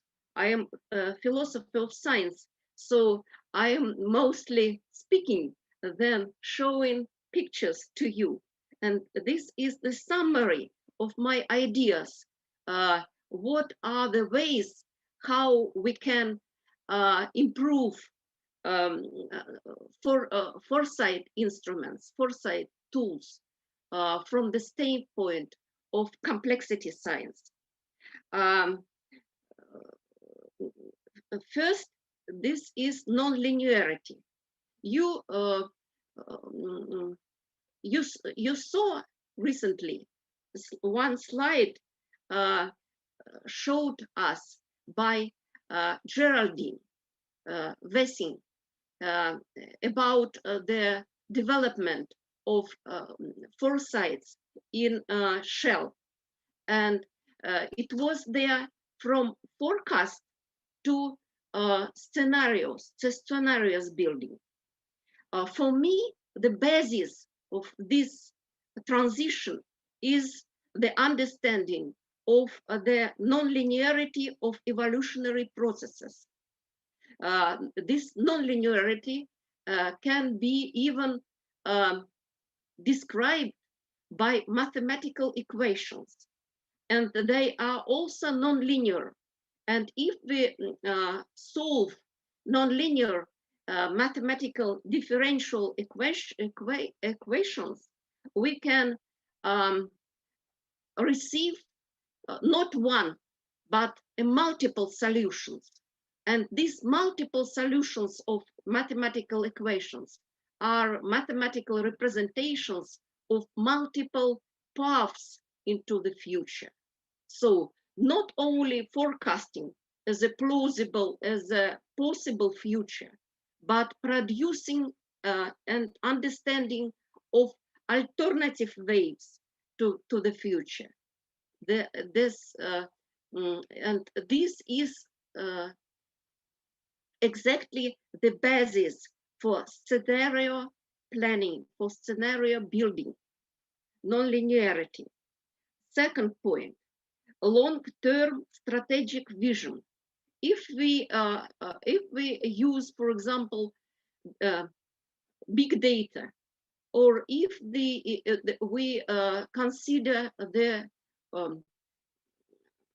former instruments of future studies, it was extrapolation from today to tomorrow, from past to today, and from today to tomorrow. Extrapolation. It's a linear operation, and complexity science gives us another instrument and hope to understand long-term trends of development, long-term images of the future. In complexity science, there is a notion of structures attractors of evolution, metastable future states of evolution of complex systems. And these attractors are already in the future, in the long-term future, not as logistic thinking from now to tomorrow or after tomorrow, but more powerful, the vision of so-called goals of evolution, or finality of evolution. Professor Wright mentioned this point, mentioning Aristotle 4 causes for the things in the world. The third point is how to cope with uncertainties and instabilities. It was touched in many today's presentation as well.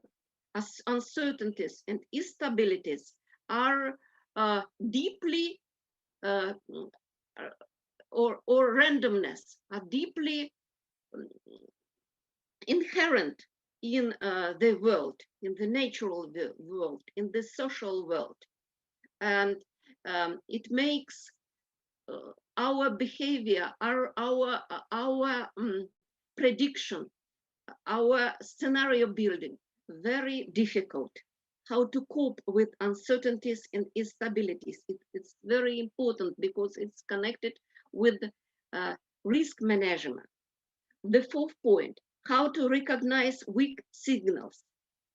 Everybody says now about weak signals. How to recognize them, how to identify beacons of catastrophic changes and crises, how to manage risks, and how get through crisis with less losses. In complexity science, there are some understanding of this beacons of instability. For example, some important variant of the processes became to change very quickly, rapidly change. And this rapidly change is some indicator of a possible catastrophic event. And the fifth point, how to construct preferable trends, how to cultivate serendipity, so to catch a fortune, bon chance in evolution. and construction of preferable trends, what we as a human can make to push a complex system to a possible preference path of evolution. It's very important and connected not only with complexity science, but also with conception of enactivism in the modern cognitive science, and also connected with, so to say, extended ecological approach.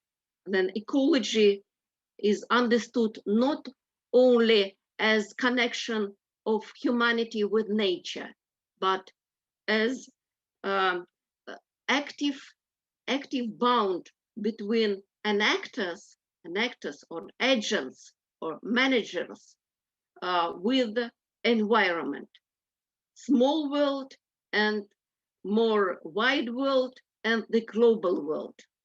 What is non-linearity? Very shortly, because everybody is already tied. Very shortly, only some conceptual point which are, to my view, very important for development of new foresight tools. Irreversibility. What does it mean? Non-linearity. Non-linearity. It means irreversibility, the existence of arrow of time, point of bifurcation. This is the picture from Ilya Prigozhin view, cascades of bifurcation, cascades, which make the future in principle open and very difficult to predict. A change of tempo of evolution, acceleration and slowing down, small deviation or fluctuation on and chances we can also or must take into account and try to use this chance in the point of branching of ways to push the system in preferable way. What is preferable way? Preferable way is correspond to our values, what we would like to achieve, what future is more preferable to us. Threshold of insensibility. This is also non-linearity. If our action is weak, maybe nobody will not change. We are doing our managerial activity or prognostic activity, and everything is stay the same. And the influence of the future is also a very interesting notion, which goes from the theory of complexity, understanding of complex systems, influence of the future. Then a complex systems falls in a coin of attraction, not the initial conditions, not the temporal state, but the future will determine its evolution. And this is like a inverse causation, not from past to the future, but causation from the future to the past. And nested evolution cycles, that are also very interesting, also for business. So self-similarity of evolution cycles and nested evolution cycles. Okay, non-linearity and path dependence. There are also very many books now about path dependence and path creation. System passes through states of instability and bifurcation points, near which even insignificant event deviations and fluctuations can determine the future path. As such forks, branching, the system chooses a path from the wide range of possible trajectories. Very also important point, independence of initial conditions and independence of initial conditions, but dependence of what is happening now. That's why we are talking about strategic vision. Our strategic vision of the future, they can transform according to the transforming situation of our activity. Structures, attractors of evolution and determination from the future. I just said about it. And changes of the rate of systems evolution from rapid growth to stagnation or decline, or vice versa. We investigated in our Moscow School of Complexity Science such different modes of evolution. In economics or in business, it's cycles of rapid growth and then stagnation, or even maybe threats to some firms or some corporations, threats of decay, of transformation, or even disappearance of some business. Possibility of self-reinforcing growth and vice versa, falling into rut, into development traps, also very important. On the basis of complexity science, a strategic orientation arises, which include the following premises. The future can be managed and it can be constructed. We can make the trends, even make the trends, not only by building scenarios, we initiate new trends. The future depends on our today's choice, so path dependence, construction of paths and path dependence. And our action taken today are important for accomplishing a preferable vision of the future. So many is upon us. We are inside these trends and we are active actors of the trends of development. And this is almost the last slide, evolutionary holism. Evolutionary holism. It means we should consider dynamic interactions which ensure the wholeness and integrity of the system and provide or facilitate synergy. Synergy is a possibility to get an evolutionary benefit from the correct, resonantly organized interaction of elements or subsystems when 1 and 1 is more than 2. So beneficial, for example, mergence of business firm, which is situation of win-win for both subsystems. The system cannot be separated from its environment. There are input and feedback loops between it and larger systems, and ultimately the global systems. And complexity of emergence, unpredictability of the process, the very instability, the very randomness, uncertainties is a resource for us to found a new way into the future, a resource for innovation. Emergent properties means that that the properties of the systems cannot be deduced from the characteristic of element, emergent systems, and the element, the very element of the systems acquire new emergent properties, then they became to be parts of subsystems of the complex systems. And this is consequences for management, model of management as a complex systems, maintaining diversity. The more diversified is the activities of the company, the more resilient it is to shocks.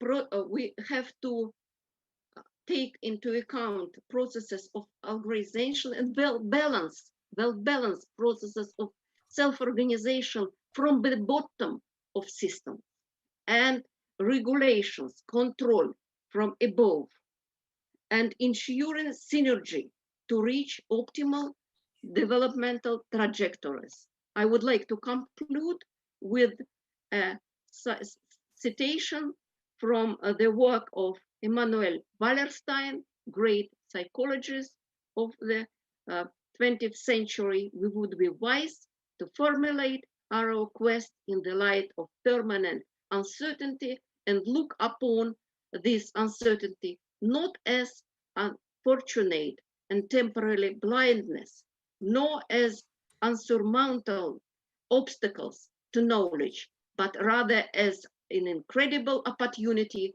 to imagine, to create, and to search. Pluralism becomes, at this point of view, not an indulgence of the weak and ignorant, but a cornucopia of possibilities for a better universe. Thank you for your attention. Okay, thank you, Elena. Any questions? We are running out of time. Yeah. Yes, Professor Mark, please. Yeah, thank you very much for this nice talk. And Helena mentioned that she is engaged for decades. I also, in this kind of research, I also mentioned that, and I think since the 90s, we cooperate on this approach you presented. But my question is in the following direction.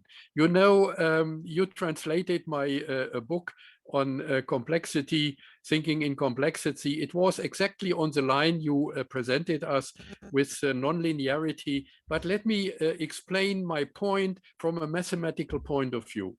Behind this approach, there is, from a mathematical point of view, the idea physically of differential equations. You have nonlinear differential equations to predict future events in physics, thermodynamics, for example, and these are low level dimensional complex systems. But then you try to generalize it to social systems, and then you get high-level systems. So the problem is these nice nonlinear differential equations have, in the end, you cannot compute the solutions. Yeah, you can have nice mathematical theories about that, but then for practical applications, you can get a kind of a qualitative insight in the fluid dynamics of the future, even perhaps in economics, but it cannot exactly predict. Now AI, the other paradigm. The other paradigm is nowadays on the background of view, nothing else than advanced statistics. That is statistical learning theory, but with a new technology, and that is the immense power nowadays of computers. They can evaluate, they can detect correlations in these big data, which are not possible for a human brain. And therefore, nowadays, the tendency is, the shift is in this direction, because with this technology, you must not understand the complex theory of differential equations. You must only understand some statistical tools, and combined with programs and algorithms, and then in companies, you can apply these tools. So in the end, the blind spot in these statistical tools is you have no idea about the dynamics behind that. You have no nice theory like you or me in former times when I was engaged in this kind of research. So my idea is to combine both approaches in order to get practical applications. And therefore, we need these algorithms, we need these programs, computer programs, in order to be more successful in practical applications. Okay, thank you very much for your yes, this is mostly a comment than a question. And thank you, Klaus, for mentioning our 30, I think 30 years of collaboration, of course, in this thing, in this field. But according to my view, and this is the experience of the mathematicians in Moscow, they apply also mathematical model, not statistical, not big data, but mathematical model. For example, to predict some critical event in development of the Russian economy.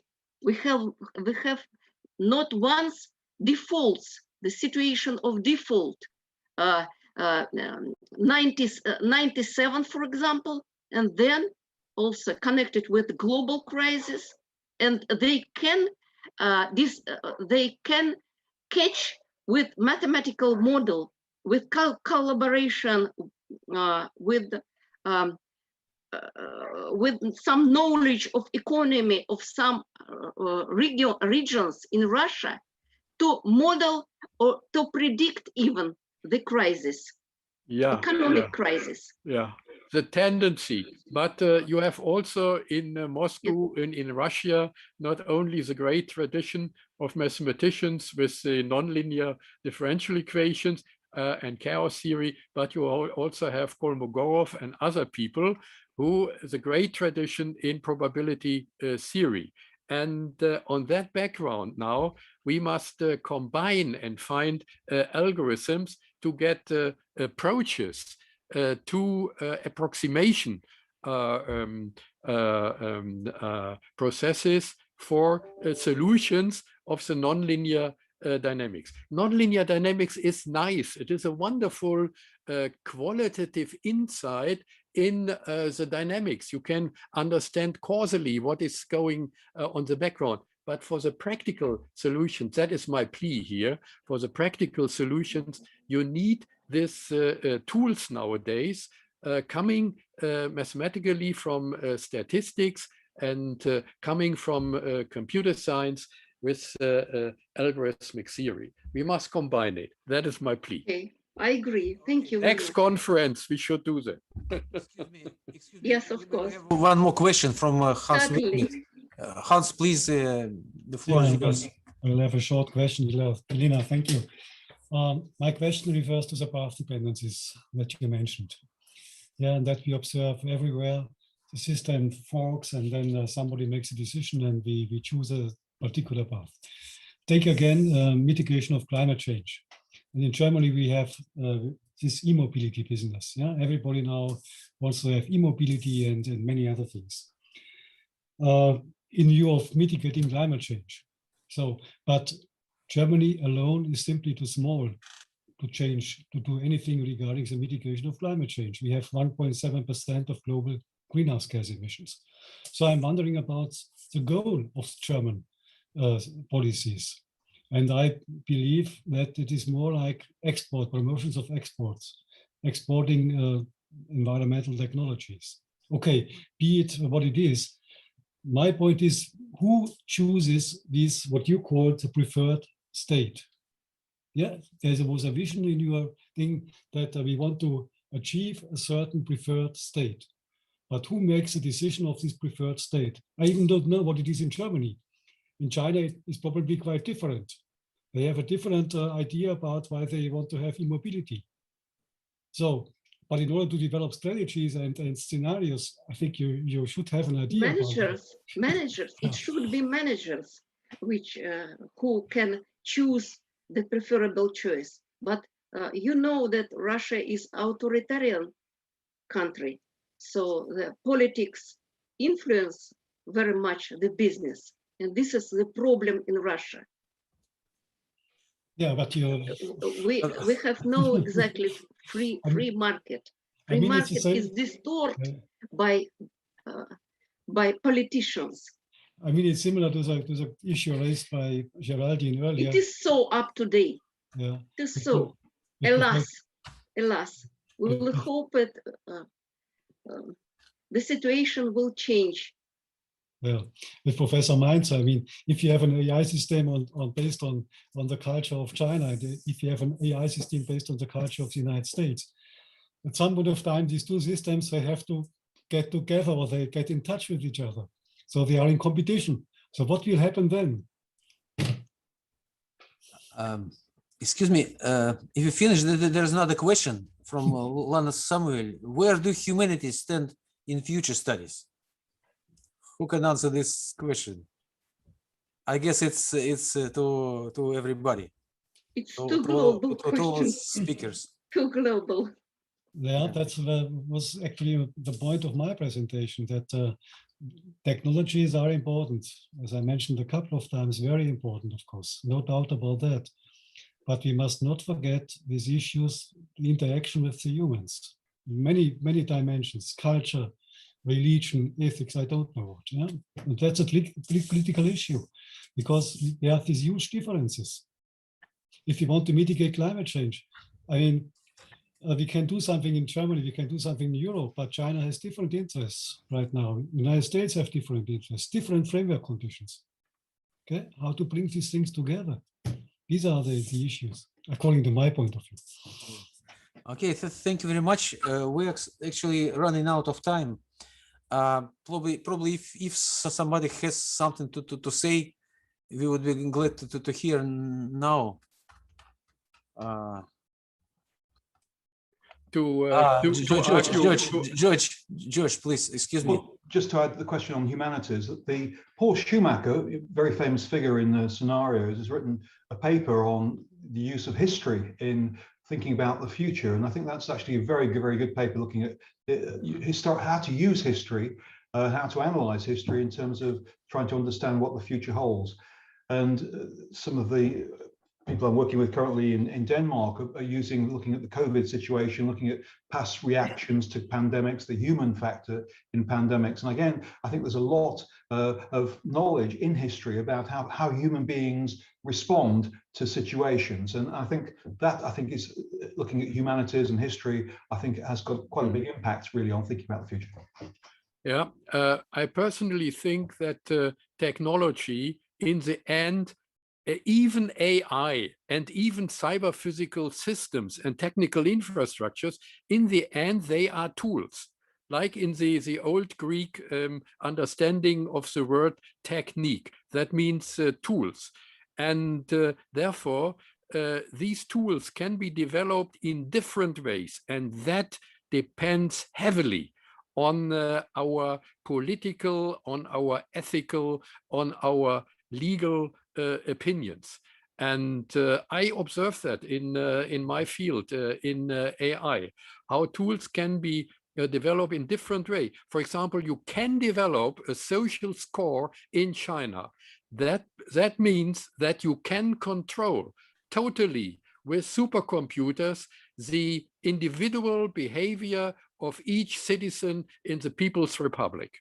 That means each action can be stored for the future and can be made basis for future decision about your career or social behavior and so on. So, but on the other side, you can also develop these tools in order to support the free behavior of people. So my plea here is to keep in mind that technology is not separated from the humanities, from the social sciences, and from politics.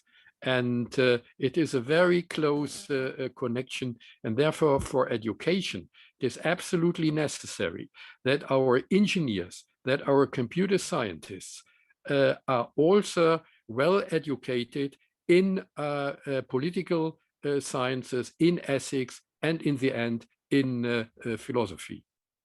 Yes, thank you very much. Since we are run out of time, I'm looking. Oh, Geraldine, you wanted to say something. You are muted. Again, sorry, again, very quickly.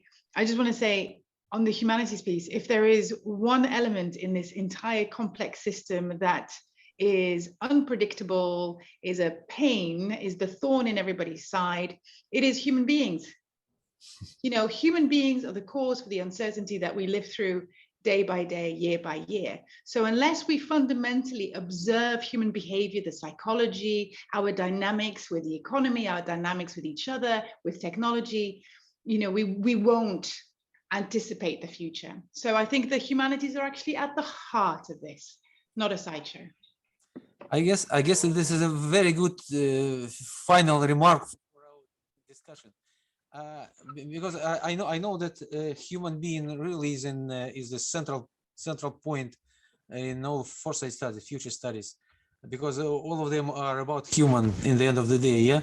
And hopefully we can continue discussions in the future. And I'm very much grateful to all of you, especially to our speakers, but not only to them, but everybody who asked us questions.